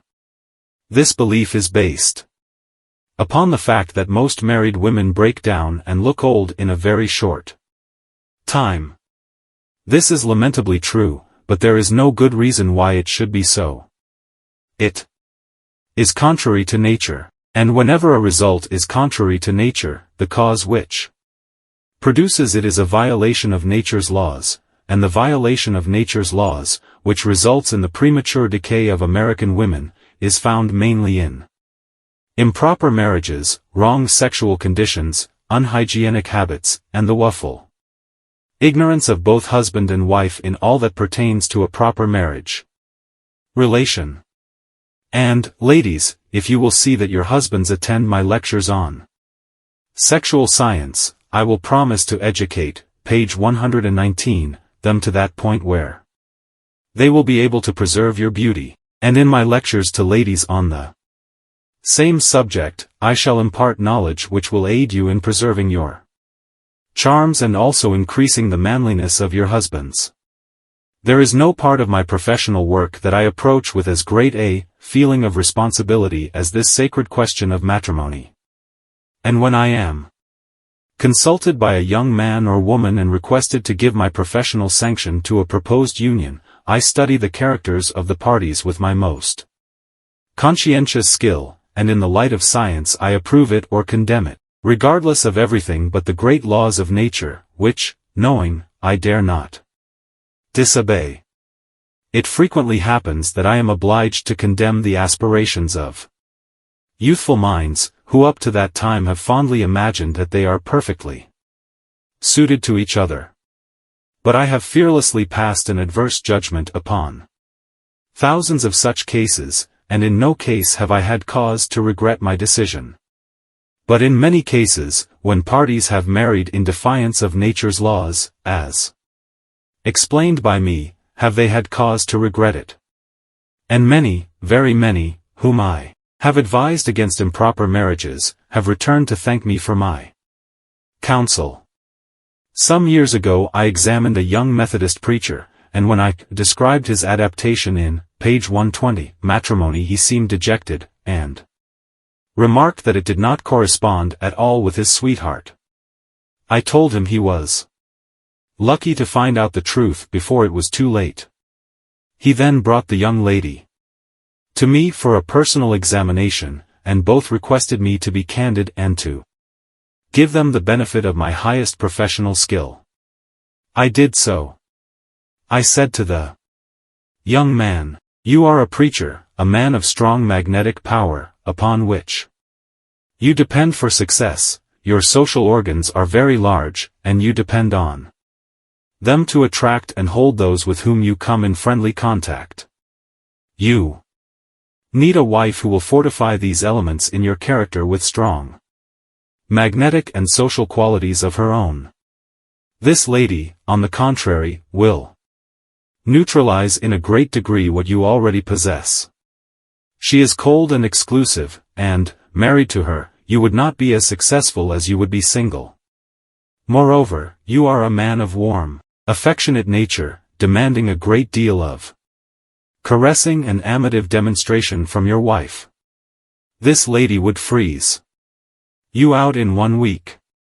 You have, also, some inharmonious similarities. You are argumentative, dogmatic and commanding in disposition, unyielding, inflexible and positive. This lady is like you in these respects, and if you get into an argument, neither would yield a point, and the result would be sure to be domestic discord. The attachment you both feel for each other is merely, page 121, fraternal. There is not the first element of sexual magnetism in your constitutions. They were convinced, and broke the engagement then and there. 2 years later I found them both happily married to other parties, according to my instructions, and both took occasion to thank me for saving them from a sad mistake. I once examined a young artist, of great ability in his professional attainments, but greatly deficient in financial qualifications, and as I described to him his proper adaptation in matrimony, his countenance fell, and he informed me that, in most respects, I had described a type of character quite opposite from what his affianced was. He brought the young lady to me, subsequently, with the request that I should be as candid as possible. I found the young lady also gifted in artistic skill, but utterly wanting in physical stamina and business qualifications. I then said, "You are too much alike. You are, in a physiological sense, brother and sister. The offspring of such a marriage would be weak, physically and mentally, if you had any, which is doubtful. You are both the embodiment of delicacy and refinement, artistic taste and sensitiveness, without one element of robust physique or business ability. You never made $1 in your life." "No," said the young man, "my father supports me." Page 122, "Now," I continued, "you have the one element of a pleasant companionship, derived from the same accomplishment, but it is such a companionship as we might look for in a brother and sister. There is nothing in your union which will contribute the wherewith to fight the battle for existence.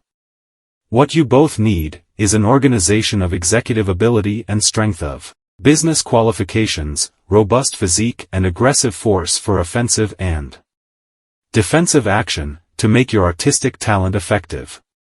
You might marry and never quarrel, and as long as your parents contribute to your support, you might exist, but your marriage is wrong in every physiological and scientific sense." They were also convinced, and broke their engagement, and I have had the pleasure of congratulating both of them upon their marriage, according to correct principles, resulting in complete happiness, financial success and beautiful offspring. In subsequent lectures, ladies and gentlemen, to the sexes separately, I will elucidate my theory to the full extent of its physiological laws. For the present I have only presented its general principles, but I submit it to your criticism as the only true relation of the sexes, conducive to the improvement of the race, and of its individual members.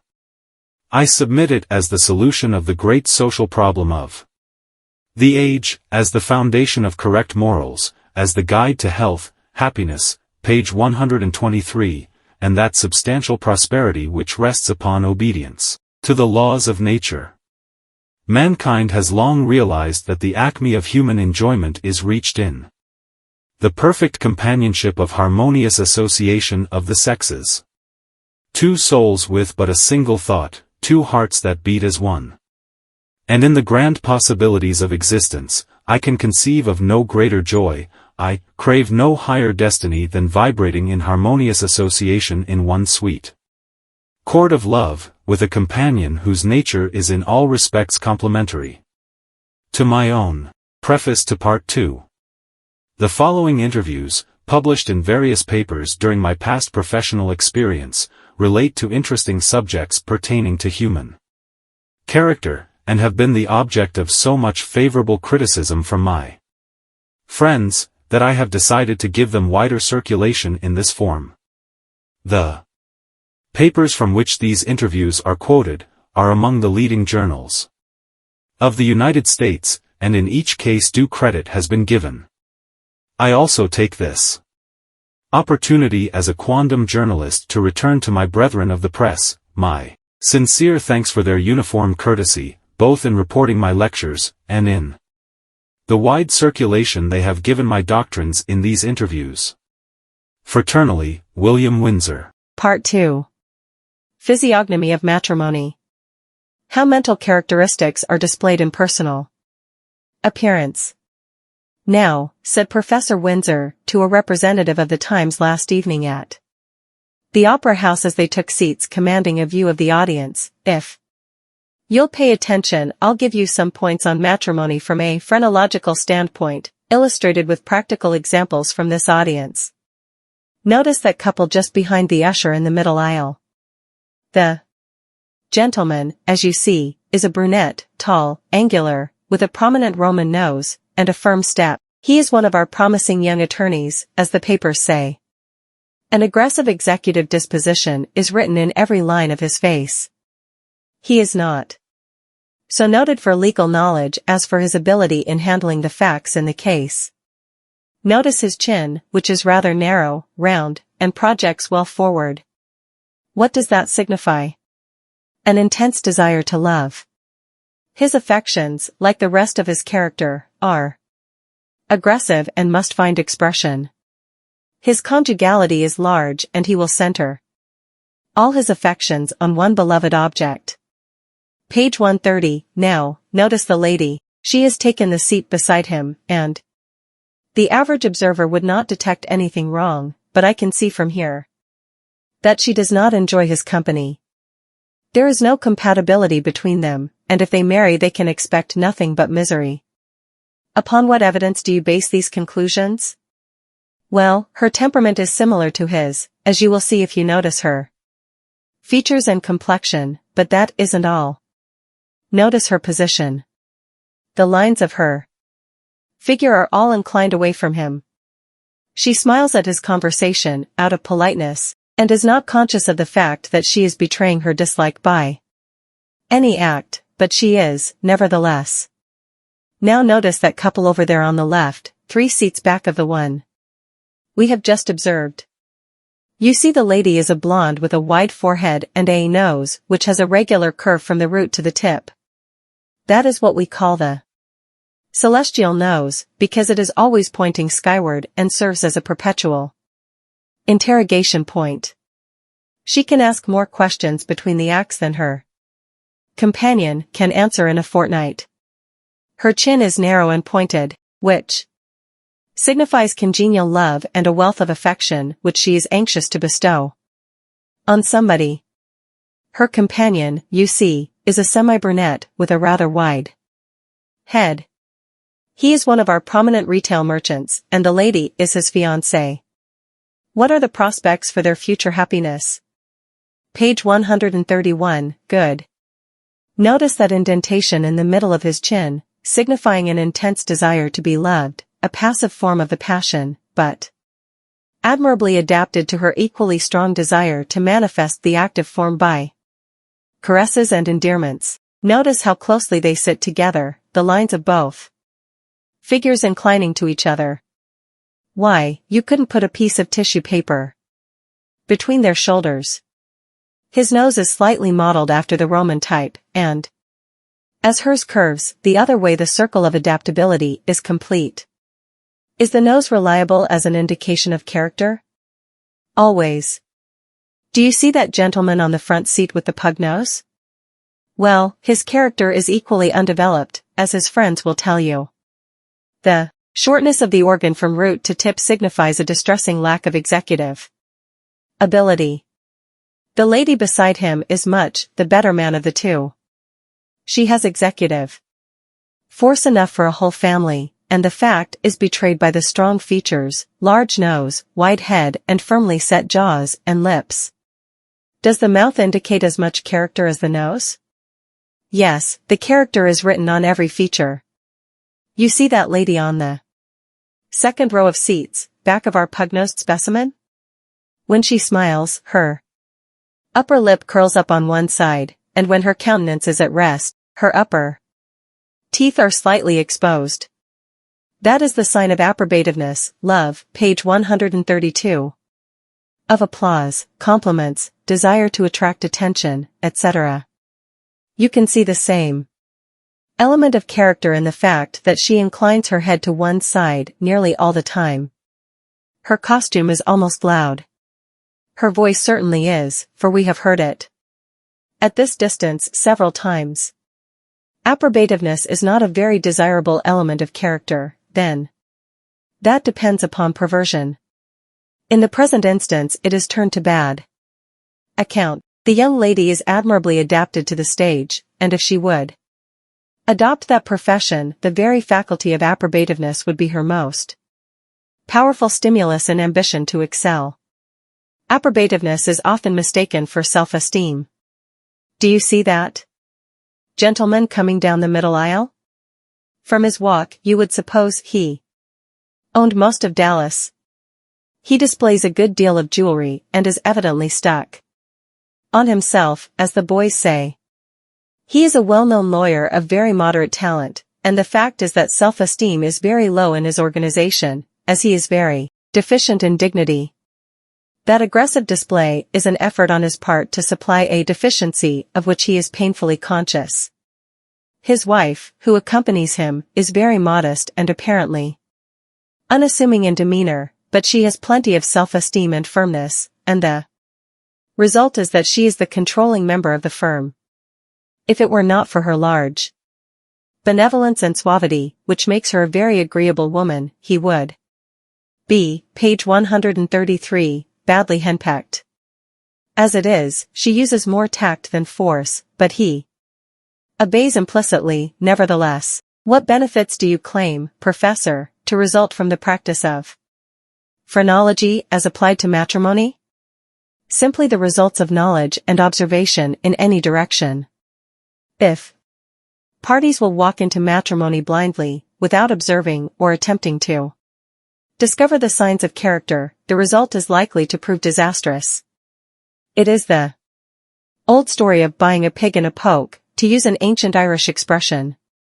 In matrimony, as in everything else, the best plan is to make your transaction with your eyes open, and if your eyes are not sufficiently educated to discern the signs of human character, then to avail yourself of professional skill, as you would do in every other department of life.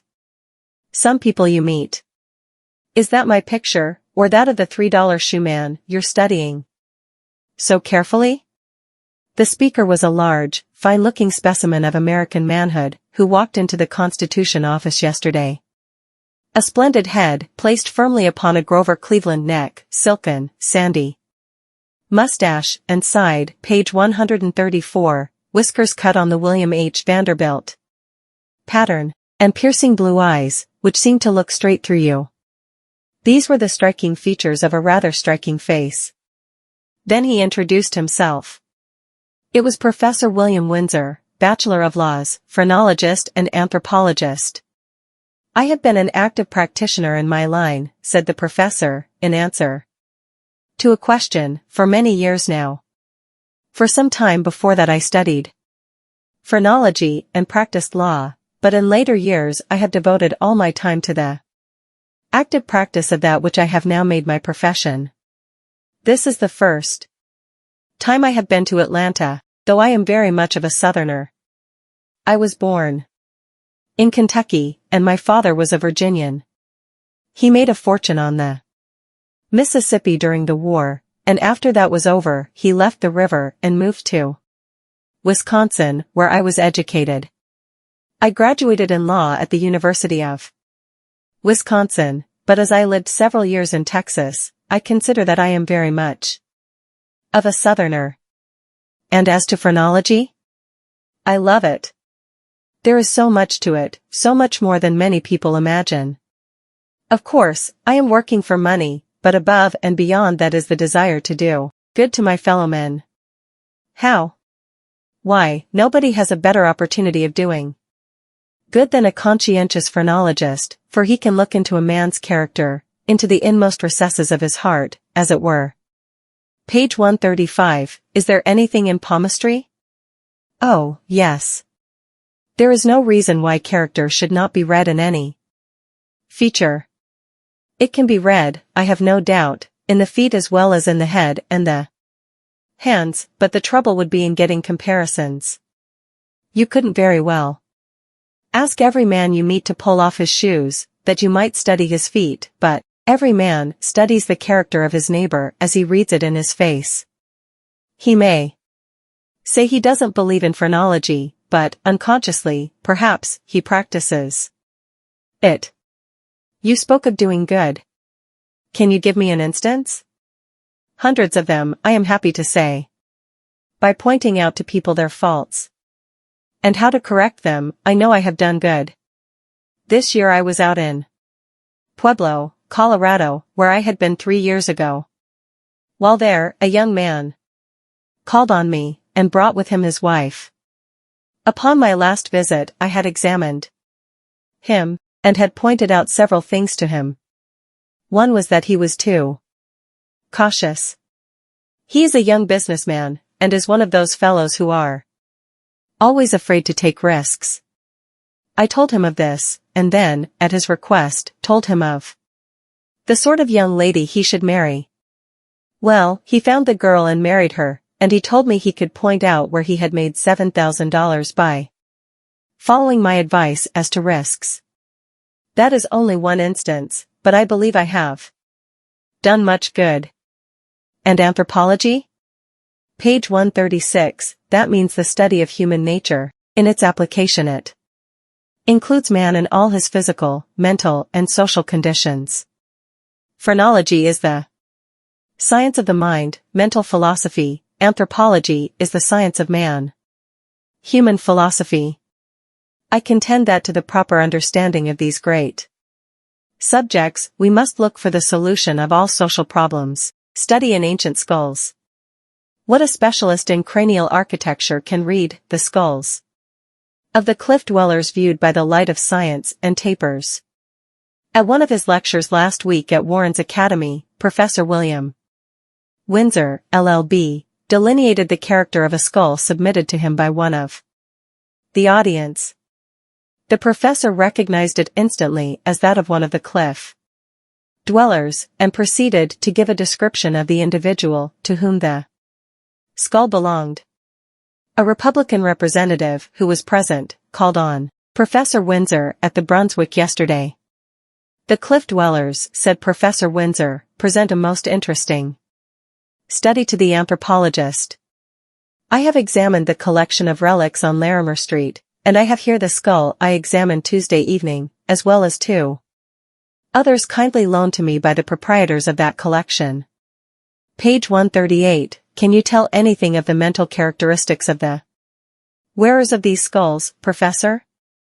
Oh, yes, said the phrenologist, smiling.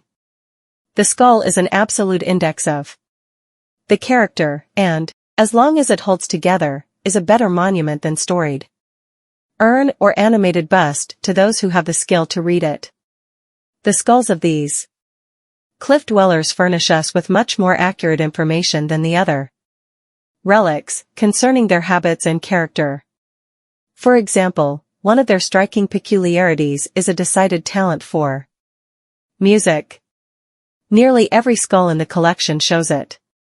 After I had remarked this Fact to the proprietor of the exhibit, Mr. McLeod, showed me a very well-preserved fragment of a flute which is in the collection. The skulls of these people, however, bear a more eloquent testimonial to their musical genius than this fragment of their musical instrument.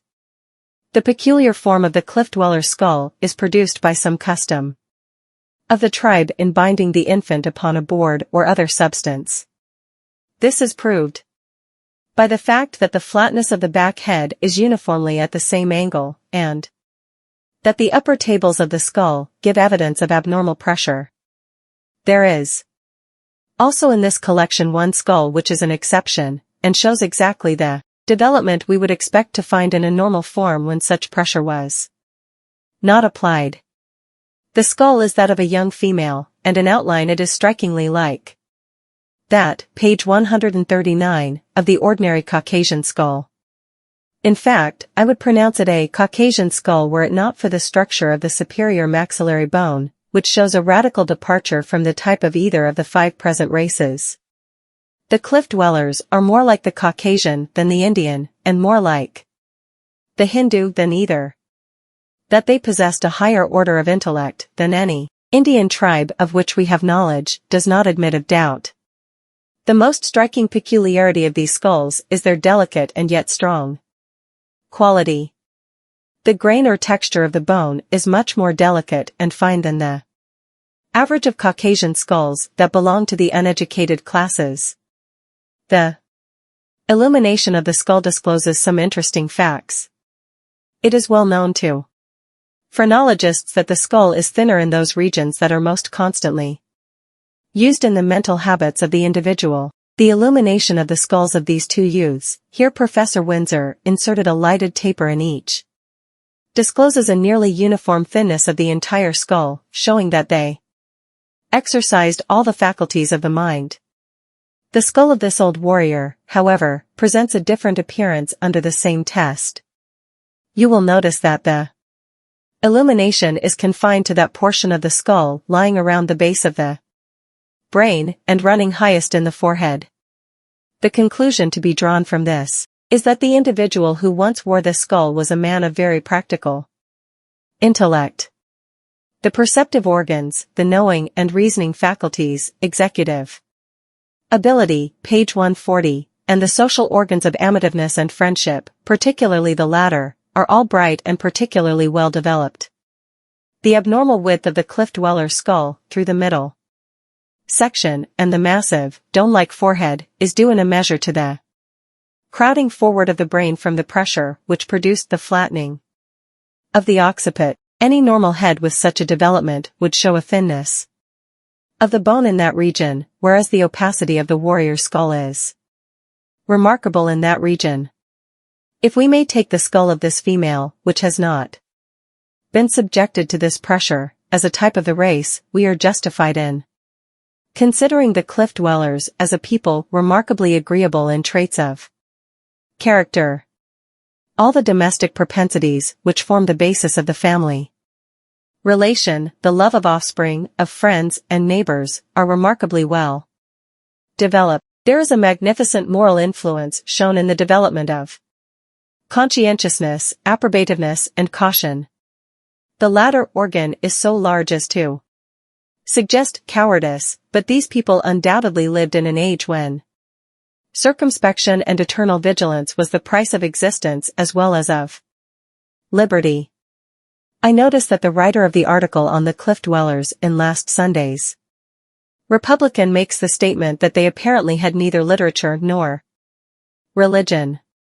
He bases his assertions on the fact that he does not find altars or writings among their possessions. But appearances are against him.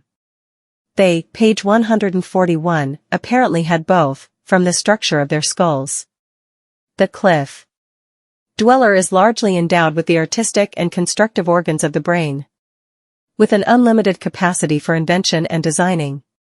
Savage races, far below him in these qualities, have literature, and it is unreasonable to suppose that, having these qualities both large and active, he did not use them.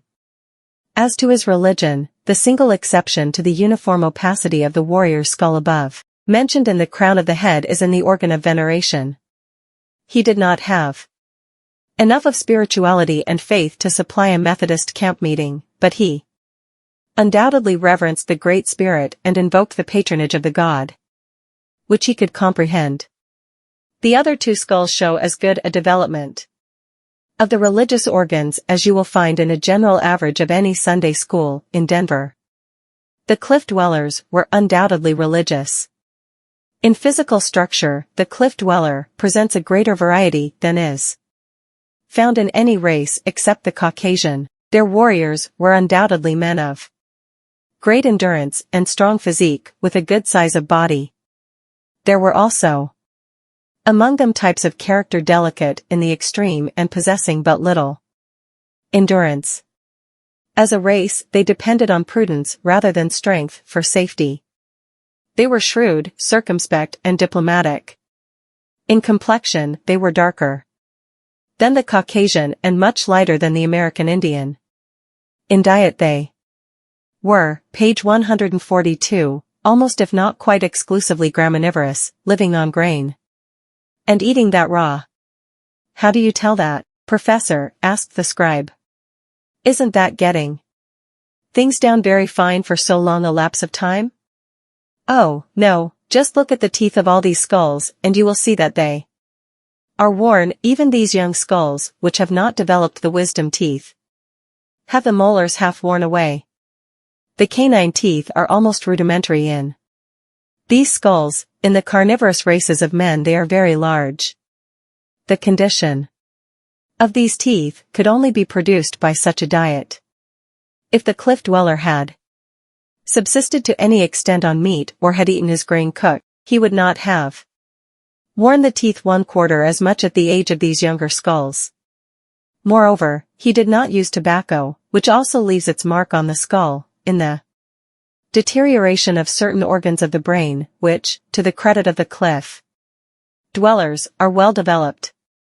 If it is true that the evil that men do lives after them, the good is oft interred with their bones. It is equally true that by resurrecting the bones we may read the history of both the evil and the good. A phrenological study.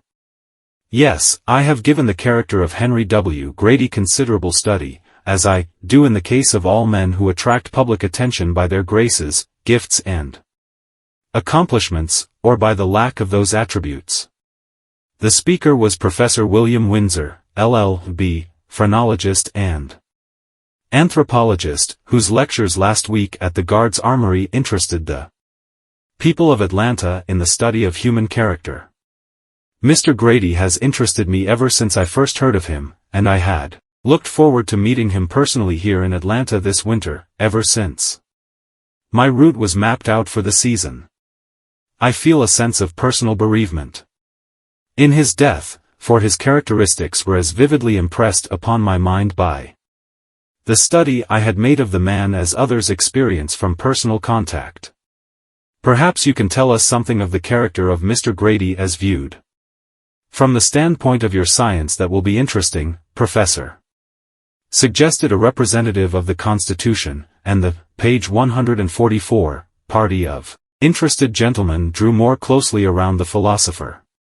Yes, indeed, answered Professor Windsor, but to me the contemplation of the character of Mr. Grady, at this time, is too much like viewing the wreck of a grand ship which was freighted with a precious cargo, and trying to estimate the loss. There isn't much comfort in it, except in the fact that a correct estimate of the virtues and accomplishments of such a man, at a time when the community is still shocked at the calamity of his demise, is a powerful incentive to emulation on the part of other and younger men. From the phrenological standpoint, Mr. Grady's characteristics present an interesting study, while his known accomplishments are a wonderful confirmation of the correctness of the theory upon which we estimate mental power, namely, that size of brain is the measure of power, when temperament, quality and health of body are sufficient to support the brain. Comprehensive greatness is never manifested by a small brain. I have been placed in possession of very accurate measurements of Mr. Grady's head through the courtesy of Mr. Frazee, the Atlanta sculptor who has a cast of the face and forehead made from the body of Mr. Grady, and hence strictly correct in dimensions. I have also had the benefit of numerous photographs, in which the phrenological features are distinctly preserved. Mr. Grady possessed a strong endowment of the, page 145, magnetic temperament, which gives a strong circulation of blood and a great activity of mentality. His height and weight show him to have had sufficient vitality to sustain his brain, and there was just enough of the electric temperament in him to darken his eyes and hair and give him intensity of feeling and action. His quality was exceedingly responsive and delicate, and these attributes are necessary to the class of orators to which he belonged. The size of his brain compares favorably with what is known of other intellectual giants, as the following measurements will demonstrate. The actual circumference of the head around the base of the brain was 24 inches. The measurement from ear to ear over the top of the head 15.5 inches, while the forehead measures from ear to ear over the perceptives 12.5 inches, and from the same points over the region of sympathy 14 inches. The massing of the intellect, it will be seen, was in the upper portion of the forehead, and that region shows a remarkable development of benevolence, suavity, causality, comparison and imitation. The most remarkable development, however, is in the organ of constructiveness, which gives a lateral expansion to the forehead which is almost enormous. This faculty is necessary to the correlation of thoughts and ideas, the construction of sentences and the formation of schemes and plans. As an inventor, Mr. Grady was superb, and his large sympathy would, page 146, naturally lead him to the invention of social plans and philanthropic enterprises, rather than machinery. His large language is indicated by the fullness under the eye. The phrenological organ of language lies above and behind the eye, and when large, presses the eyeball forward and downward, causing a fullness or sac under the eye which is very prominent in Mr. Grady's portraits. In the power and scope of this feature he had more development than either Webster or Ingersoll. His large suavity enabled him to use his language in a way that pleased even his antagonists.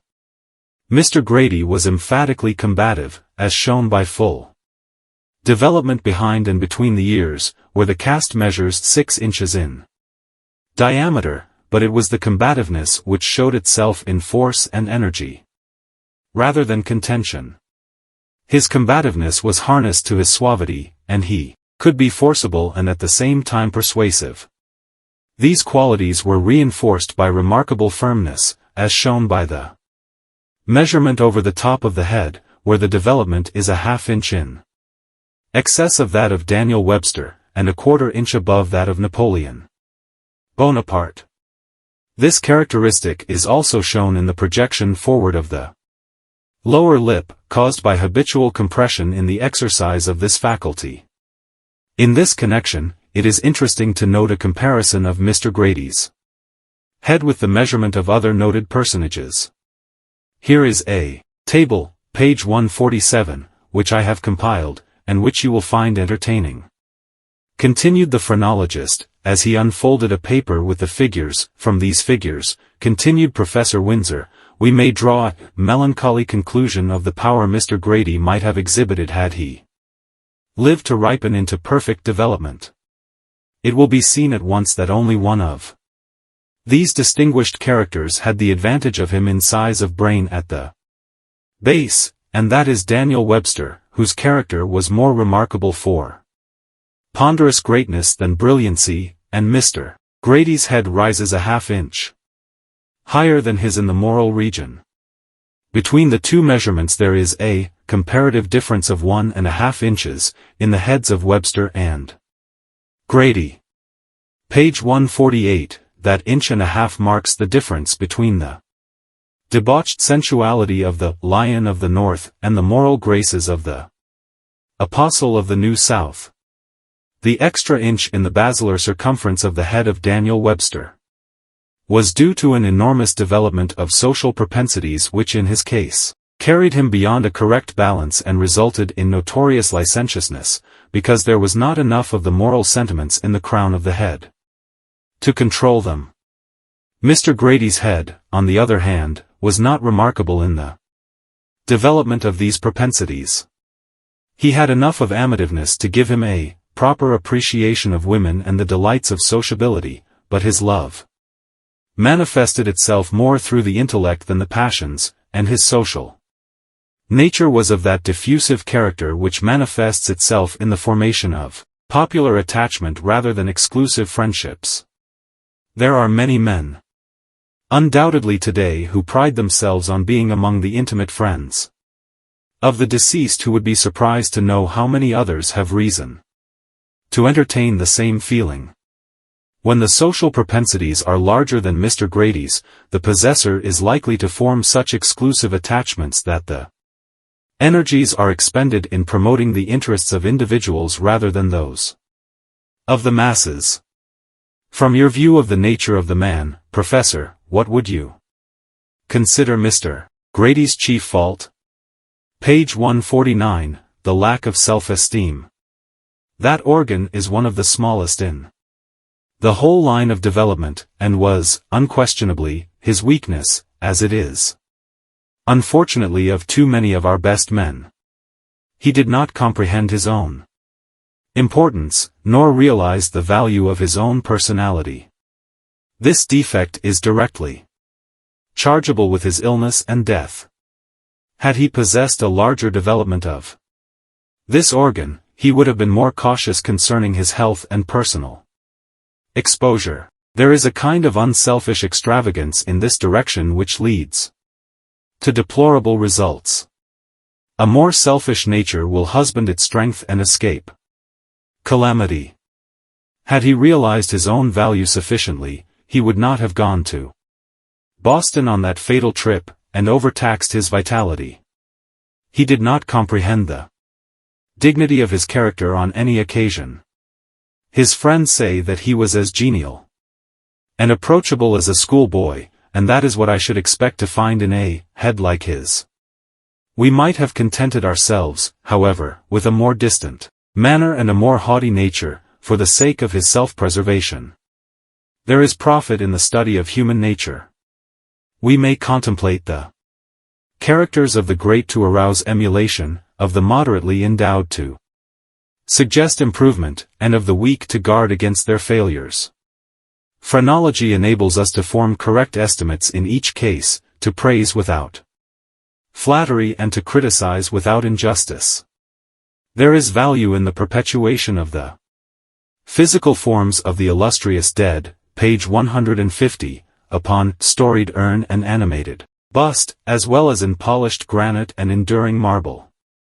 For while these monuments cannot back to its mansion call the fleeting breath, still the inspired features and lines of development bear eloquent testimony to the practicability of human improvement, just as lives of great men all remind us, we can make our lives sublime, and, departing, leave behind us footprints in the sands of time. Was Hawes insane?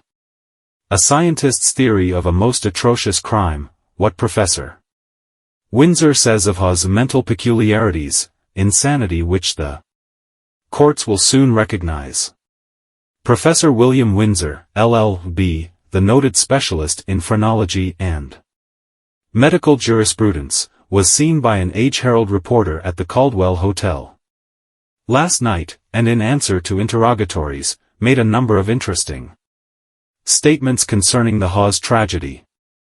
Professor Windsor has had many years of experience as an expert in the study of insanity in its various phases, and particularly in reference to crimes, page 151, and their origin. He enjoys a national reputation in his special lines of study, and his conclusions have the weight of scientific authority. In regard to the subject of discussion, he said, I have been greatly Interested in the case of Dick Hawes ever since the publication of the tragedy, and have made an exhaustive study, both of the man and the circumstances of the case. Of course, in the mass of conflicting statements contained in the evidence, it is impossible to know with definite certainty just how the crime was committed, but the confessions of Hawes and the testimony all agree that the man deliberately planned and executed the murder of his family. Whether he had the bloody work done or accomplished it with his own hands does not concern us so much as the fact that motives and impulses existed in the mind of a husband and father for the destruction of the lives of those he was bound to protect, and that those impulses were sufficiently strong to accomplish the execution of the crime. The study of the origin of these motives and impulses are highly interesting, in view of the fact that they point to conditions of society that are potent for the breeding of similar crimes. To my mind, the keynote to the whole case is found in one of the remarks made by Hawes while standing on the gallows, to wit, "I want all you boys to let liquor and vile women alone, see what it has done for me." A careful phrenological estimate of Dick Hawes discloses the fact that he was above an average in appearance, physique and mentality. His brain is massive and of good quality, though uncultivated. It is not lacking in the organs of benevolence, sympathy and agreeableness, in reason, perception or reflection. He had sufficient caution and conscientiousness to understand right and wrong, and the consequences of both. There was enough of the affections and social qualities to make him very attractive to women and children, as his history fully shows, all of which is fully shown by the fact that he discharged the duties of a responsible position for years, and commanded a reasonable degree of respect. Such men do not commit crime while in a normal condition. It is as physically impossible as it is for water to run uphill. When the domestic relations of such men are blasted by association with prostitutes or by the unchastity of their own wives, a species of insanity results, which completely reverses the ego or personality of the man. I have observed hundreds of such cases, and have never seen an exception to the rule. In scientific parlance, his condition is known as reversed amativeness, or a revolution of character, brought about by an inflamed or abnormal condition of amativeness, the organ of sexual love. As in a normal state, this organ electrifies and strengthens every natural affection, making every faculty more exquisitely perfect, so in its inflamed or reversed state it leads to the entire obliteration of every rational sentiment. The particular direction in which this obliteration may manifest itself depends largely on the temperament of the individual and the circumstances of the case. In some men it results in paralysis of the energies, changing the character into shiftlessness. In other cases it results in destroying the moral sense, but does not amount to positive viciousness, while on the other hand it may result, as it unquestionably did in this case, in absolutely perverting the affections so as to render the man incapable of the natural feelings of a husband and father, and supplying motives which seem to be of the most inhuman character. They are inhuman and unnatural, but in such cases it is not correct to hold the man as responsible for the deplorable results unless it is clearly proved that the mental unbalance was brought about by his own acts, performed in a state of conscious free will. The law clearly recognizes that the drunken man is insane, and holds him responsible for his acts committed while drunk, if he became drunk through his own volition. If the liquor is proved to have been forced down his throat, or he has been drugged by someone else and his mental balance dethroned thereby, he is not responsible. It is a very nice question to decide in this Hawes case whether the depraved condition alluded to was the result of his own acts or of his domestic troubles. There is no doubt in my mind but that the species of insanity referred to existed in the mind of Hawes at the time of the tragedy. It is a principle in medical jurisprudence that the more atrocious the crime, the stronger is the presumption of insanity in the perpetrator. It is a fact wholly creditable to human nature that horrible crimes are rarely, if ever, committed by persons in a normal state of existence. The popular mind is not prepared to receive evidence of insanity in such cases because of the revengeful feeling which naturally animates the minds of men under such circumstances. And there is another difficulty in the way of justice in the fact that this form of insanity is rarely accompanied by such evidences of mania as the uninstructed would demand as necessary to constitute insanity. The perverted state of the affections and the judgment are not necessarily accompanied by the wild ravings and glassy eyes of the lunatic. Emotional insanity of this type is only temporary. It may, also, only affect a few faculties of the mind necessary to the perpetration of the deed, while the mental balance of 9/10 of the man may remain undisturbed.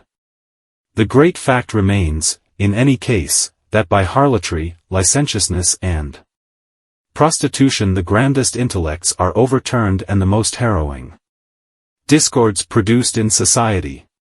As long as society tolerates conditions of ignorance in regard to sexuality, and fosters or permits establishments having for their avowed purpose the excitement of the passions and the obliteration of the virtues, we will continue to have repetitions of tragedies similar to the case of Hawes. How living heads and dead skulls are measured. An interview with Professor William Windsor, LL.B., the distinguished phrenologist, lecturer and traveler. For several years the citizens of Memphis have not had an opportunity to hear a discussion of the principles of the science of phrenology or character reading. The announcement in yesterday's appeal of the series of entertainments to be given in the Young Men's Hebrew Association Hall, by Professor William Windsor, LL.B., beginning tonight, prompted a reporter to call at the Gayoso Hotel last night, and send his card to the professor. He was cordially received by the professor's wife, Madame Lilla D. Windsor, a lady of elegant presence and charming affability of manner, in their private parlors on the first floor, and agreeably entertained until the professor dismissed several who had called for professional services. The science of phrenology, said Professor Windsor, smiling, after the usual greetings and upon learning the object of the visit, is very much misunderstood. It is a popular error to suppose that we depend upon an examination of depressions and ridges in the cranium, commonly termed bumps, when, in fact, a phrenological examination is based upon a critical inspection of the entire physiological structure and condition, including comparative development of size, page 156, and configuration of brain, as I shall demonstrate in the lectures. Come this way, said the professor, leading to another apartment where a uniformed employee was engaged in unpacking several enormous trunks. Look at these skulls. Here is the skull of a man executed at 40 years of age who murdered a family of 6 persons in Mississippi in 1842. Contrast it with this skull of a harmless old negress who died at the comfortable age of 108, and you will see how much difference there is in heads, and the phrenologist demonstrated by actual measurement that there was over 4 inches difference in comparative development. He also exhibited to the reporter a number of other crania showing equal diversity of growth. I shall exhibit these crania at the free lectures and demonstrate the scientific principle upon which phrenology rests, continued the professor, as he conducted the reporter through an inspection of the outfit. Here are the 3 smallest mummies in the world, besides many other specimens which I use in my physiological lectures to the sexes separately. I also use a number of portraits and diagrams in my lectures on matrimony and physiognomy, but the real Demonstration of the utility of the work is made in public examinations of leading citizens selected by the audience. It is a fact that character can be read, and read correctly, and if this be true, all that I claim for the science in adapting young men, women and children to proper studies, professions, trades, etc., follows, page 157, logically and as a matter of course. It also follows that if one character can be measured scientifically, a proper choice for associates in matrimony, business partnerships, etc., can be indicated. It is the purpose of the lectures to demonstrate these facts to the satisfaction of the public. The first lecture will be devoted to an exposition of scientific principles, the second to the application of these principles in choice of professions and trades, the third to the consideration of matrimony. What shade of meaning do you attach to the word anthropologist as used by you, Professor? The word signifies, in its broadest sense, a student of human nature. In its application it includes man in all his physical, mental and social conditions.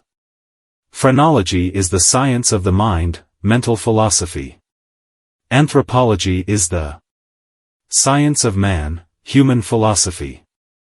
To the proper understanding of these great subjects we must look for the solution of all social problems, concerning the mental, moral and physical advancement of the race, or races, as the case may be. A pleasant half-hour was devoted to conversation, when the reporter withdrew. Professor Windsor is a gentleman of genial social qualities, and scholarly in language and appearance. He possesses a magnificent physique, which he claims to have gained by a strict conformity to his rules of diet and habits of living. He weighs 200 pounds, uses no stimulants, tea, coffee or tobacco, and prides himself on being able to, page 158, sustain 15 hours per day of professional labor, made necessary by his large practice and business management. He has just closed a successful course of 27 consecutive lectures in Kansas City, and does not seem in the least fatigued. The Kansas City Star, in referring to his closing lecture, speaks of it as one of the finest ever delivered in that metropolis. Crime and its causes. What a noted specialist has to say of it: cranial malformation. The genesis of much crime traced to other sources, an interesting talk. Professor William Windsor, of New York, is in the city. He has a reputation that is almost international in his specialty, for, as a phrenologist, his discussion of the physical conditions which lead to crimes, have had a wide notoriety. Chatting with an Age-Herald reporter last night, he gave a most interesting and instructive talk on the noted crimes that have occurred during the past 10 years. Professor Windsor has studied most of the criminals that have become prominent, and in a purely scientific way he has gone back of the outward evidences of criminal depravity to understand the physical and possibly hereditary conditions that brought about the overt acts. His fund of information on this subject is almost an inexhaustible one. Page 159, in discussing the Maxwell murder, he said, "I was in Texas at the time of the St. Louis tragedy. A friend of mine sent me a picture of the alleged murderer, with a request that I give my theory of the crime. Like many newspaper cuts, it was decidedly unsatisfactory, but the man who made it had caught enough of the likeness to enable me to know the chief characteristics of Maxwell. Explaining the disadvantages under which I labored, I at once wrote to him, and gave my theory of the crime, and when, at last, the matter came out, I found that I was right." Do you study every criminal case that comes under your observation? Of course I do. A man who is alive to science cannot help doing it. Whenever I hear of a crime and learn the circumstances of its commission, I at once begin to devote my own mind to the combination of mental qualities which could have rendered it possible. Of course, it is impossible to understand how some of the terrible acts could have been committed, but you would be surprised to know how much is revealed by seeing either the man or a good portion of him. The mental characteristics of criminals have much to do with not only the crimes they commit, but the manner in which they perpetrate their deeds, and in a consideration of what has been accomplished, heredity plays a strong part. Some men are born with an adeptness for crime of a certain character. Page 160, let the opportunity arise, and they yield to the stress of circumstance and become guilty men. I have seen a number of noted criminals who would not have been such, except for the unfortunate circumstances that made them do an act which left them notorious. How about these bank cashiers who keep skipping off to Canada, was asked. Well, there is one singular fact about them. The men who leave seldom have acquisitiveness well developed. They have not a sense of values, and when they are put in positions of trust, they fail to appreciate how much is entrusted to them. Then they go to squandering? Yes, in one way that is true. They fail to appreciate their responsibilities and take chances. Their carelessness soon tells, and before they know it they are involved. This is the story of more than half the defalcations that have been made public during the past decade. It is not that the men were dishonest to begin with, but they did not appreciate the value of the securities that were entrusted to them, and by their laxity allowed themselves to become involved, and then yielded to temptation through a sense of shame. There are not nearly as many men who are criminals per se as the world believes. Many of the criminals so-called are not responsible for their acts. Their apparent moral obliquity is, in reality, a mental deficiency, for which they are not any more to blame than you or I. I have seen men who had been guilty, yes, even convicted of most, page 161, heinous crimes, who from the very conformation of their heads revealed certain things that, to say the least, should have been considered in mitigation of their supposed guilt. I have made a study of criminals for years, and I think that it is safe to say that in most cases that have come under my observation there were either congenital or hereditary deformities to which the special obliquity could be traced.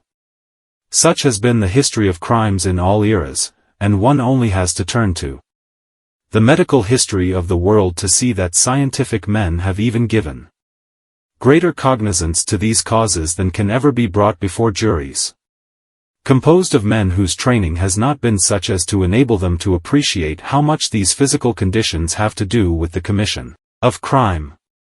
I see men every day who would be criminals if the stress of circumstances forced them to it, and they would not be entirely responsible for their action.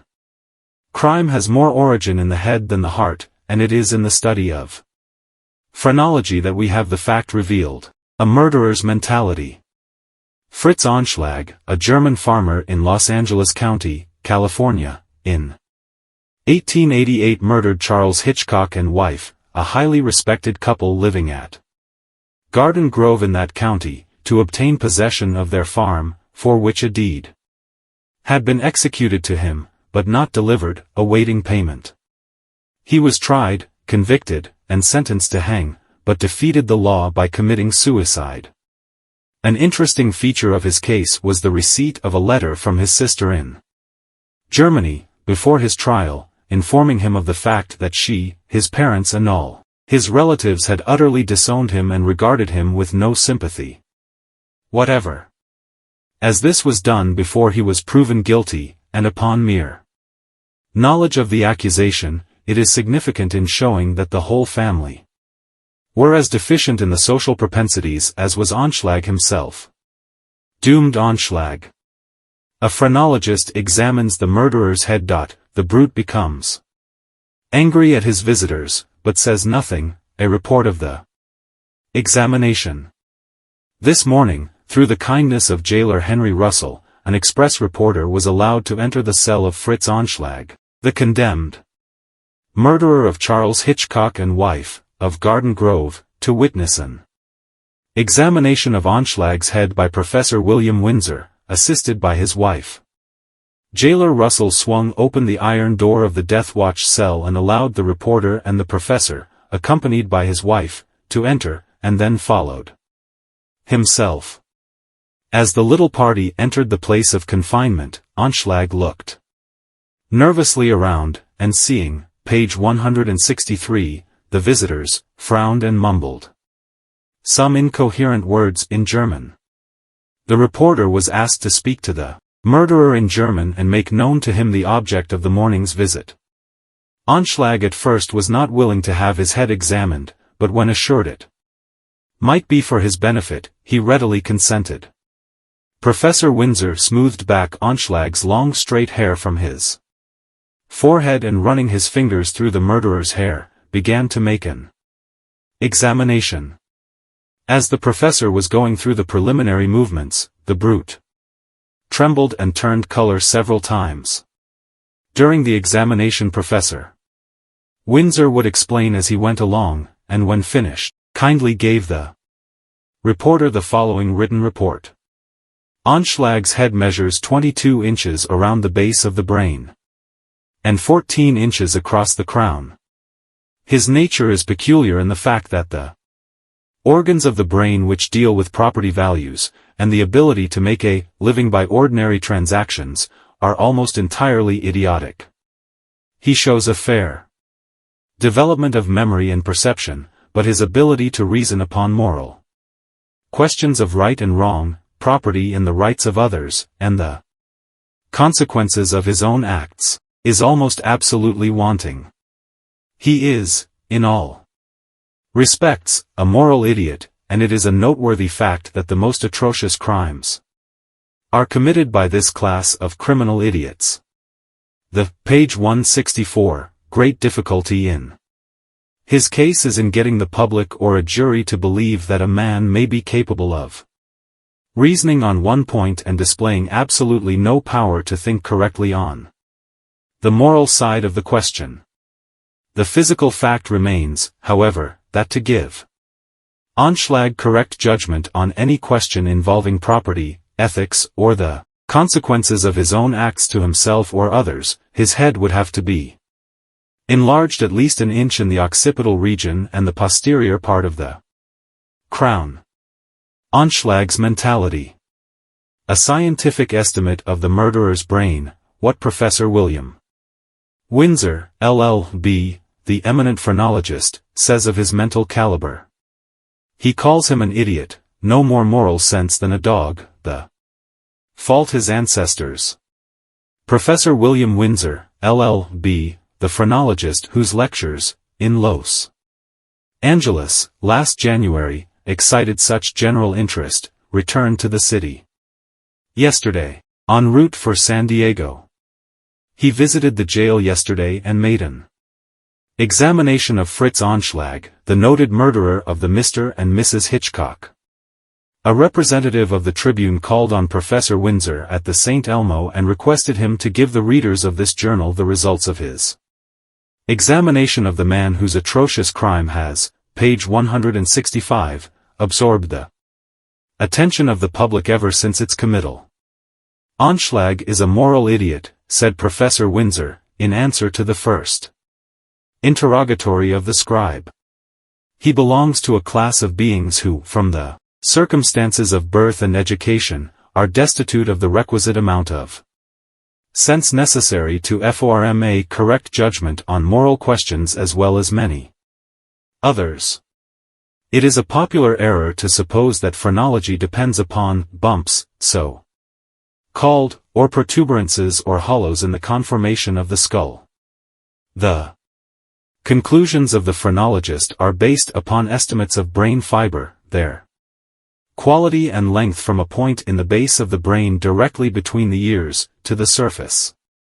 This measurement in different heads will show a comparative difference of 3 or 4 inches in many cases, though the heads may be smooth in contour and destitute of bumps. Just look at these two skulls, for instance, placing two ghastly objects on the table, which, by actual measurement, differed more than 3 inches. Does Anschlag's head resemble either of these? Not in all particulars.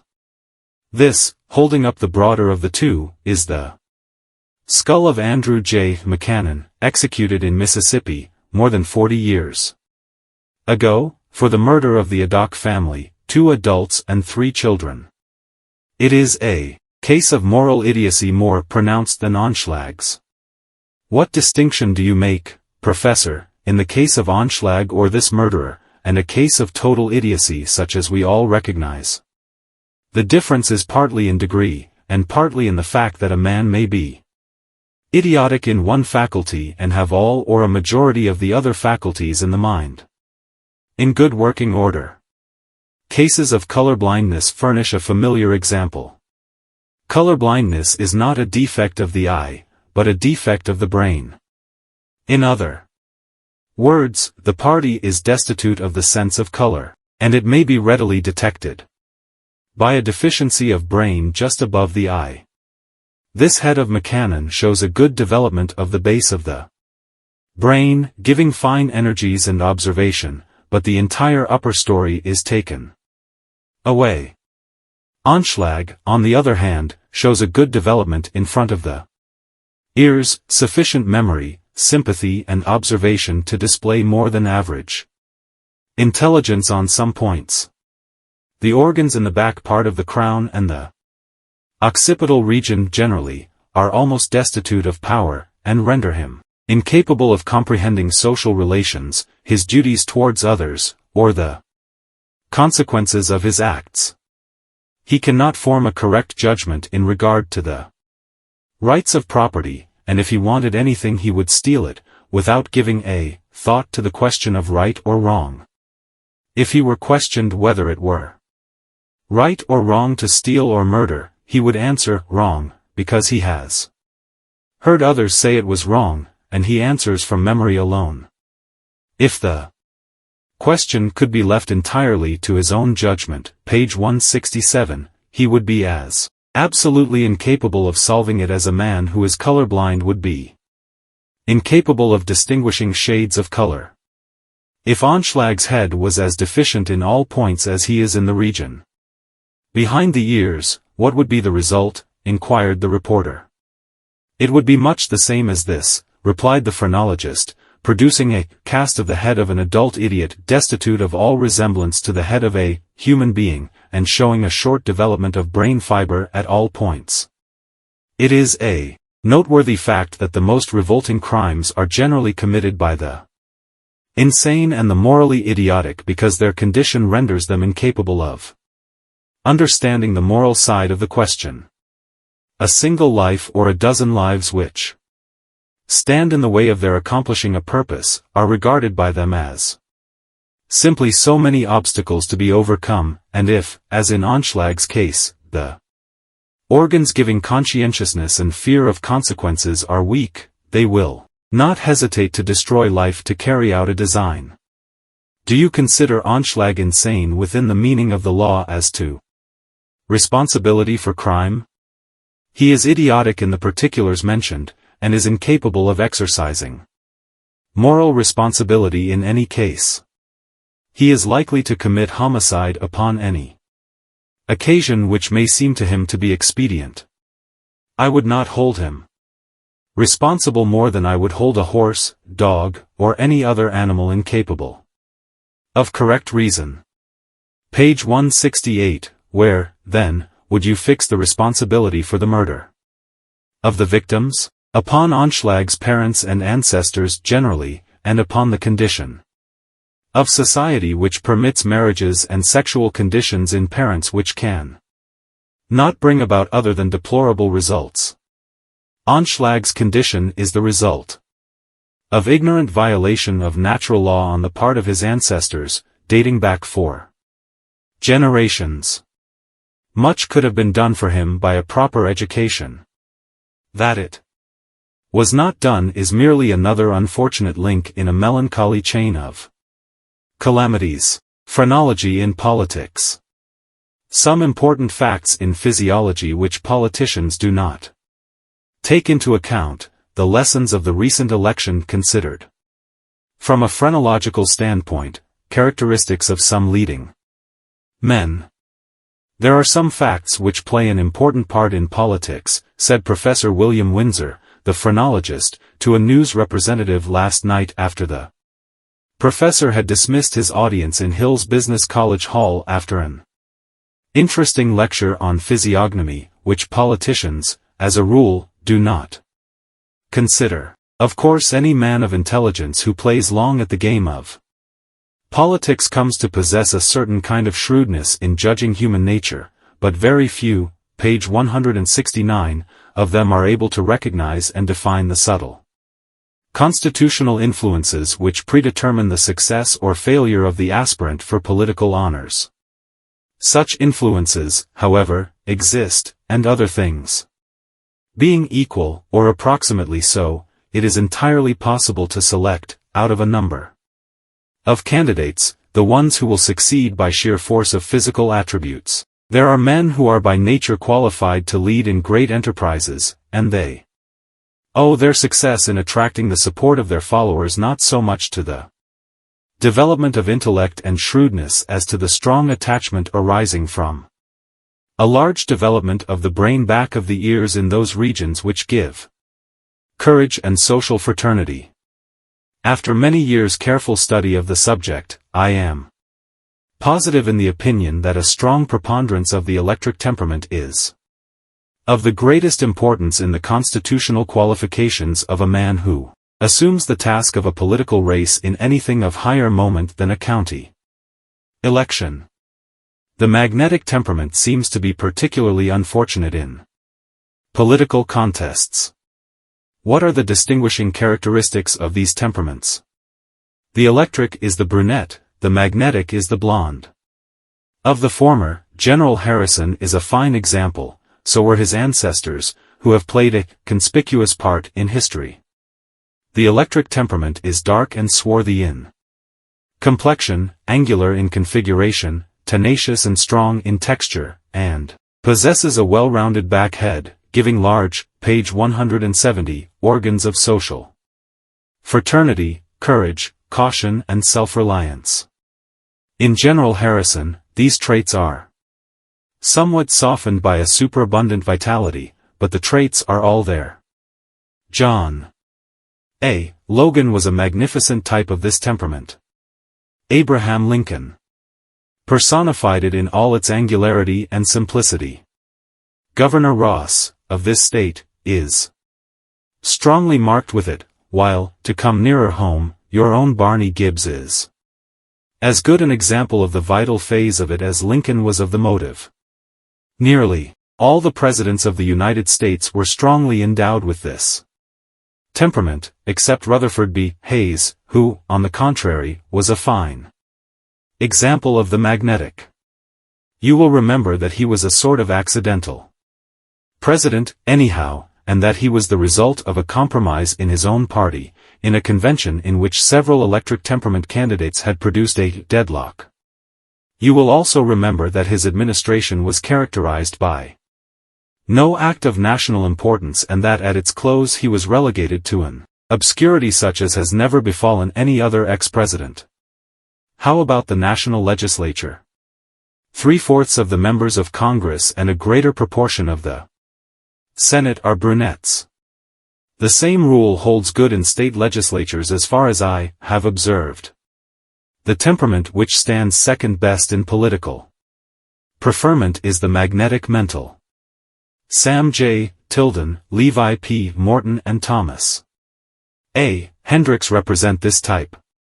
It owes, page 171, its success to the depth and intensity of its intellectual development, which frequently creates a demand for its services in great emergencies.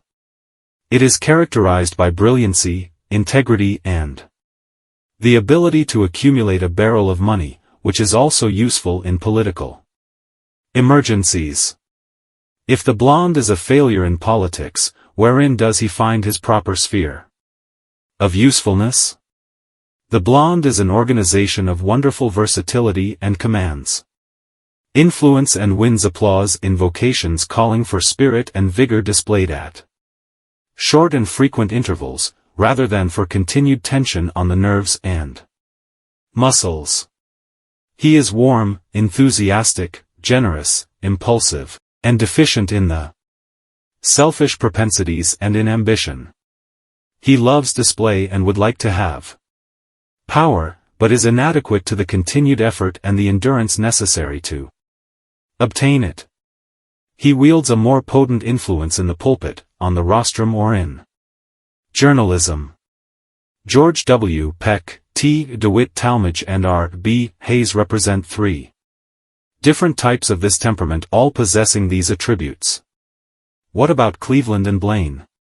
Cleveland and Blaine are both examples of modified forms of the magnetic temperament, more marked in Blaine's case than in Cleveland's. The student of politics will do well to observe that the defeat of Blaine in 1884 and of Cleveland in 1888 were both due to defections from their own ranks toward opponents of greater power in the particulars mentioned. Page 172, Reasoning. From purely physiological grounds, I believe Cleveland would have defeated Blaine had he been renominated in 1888.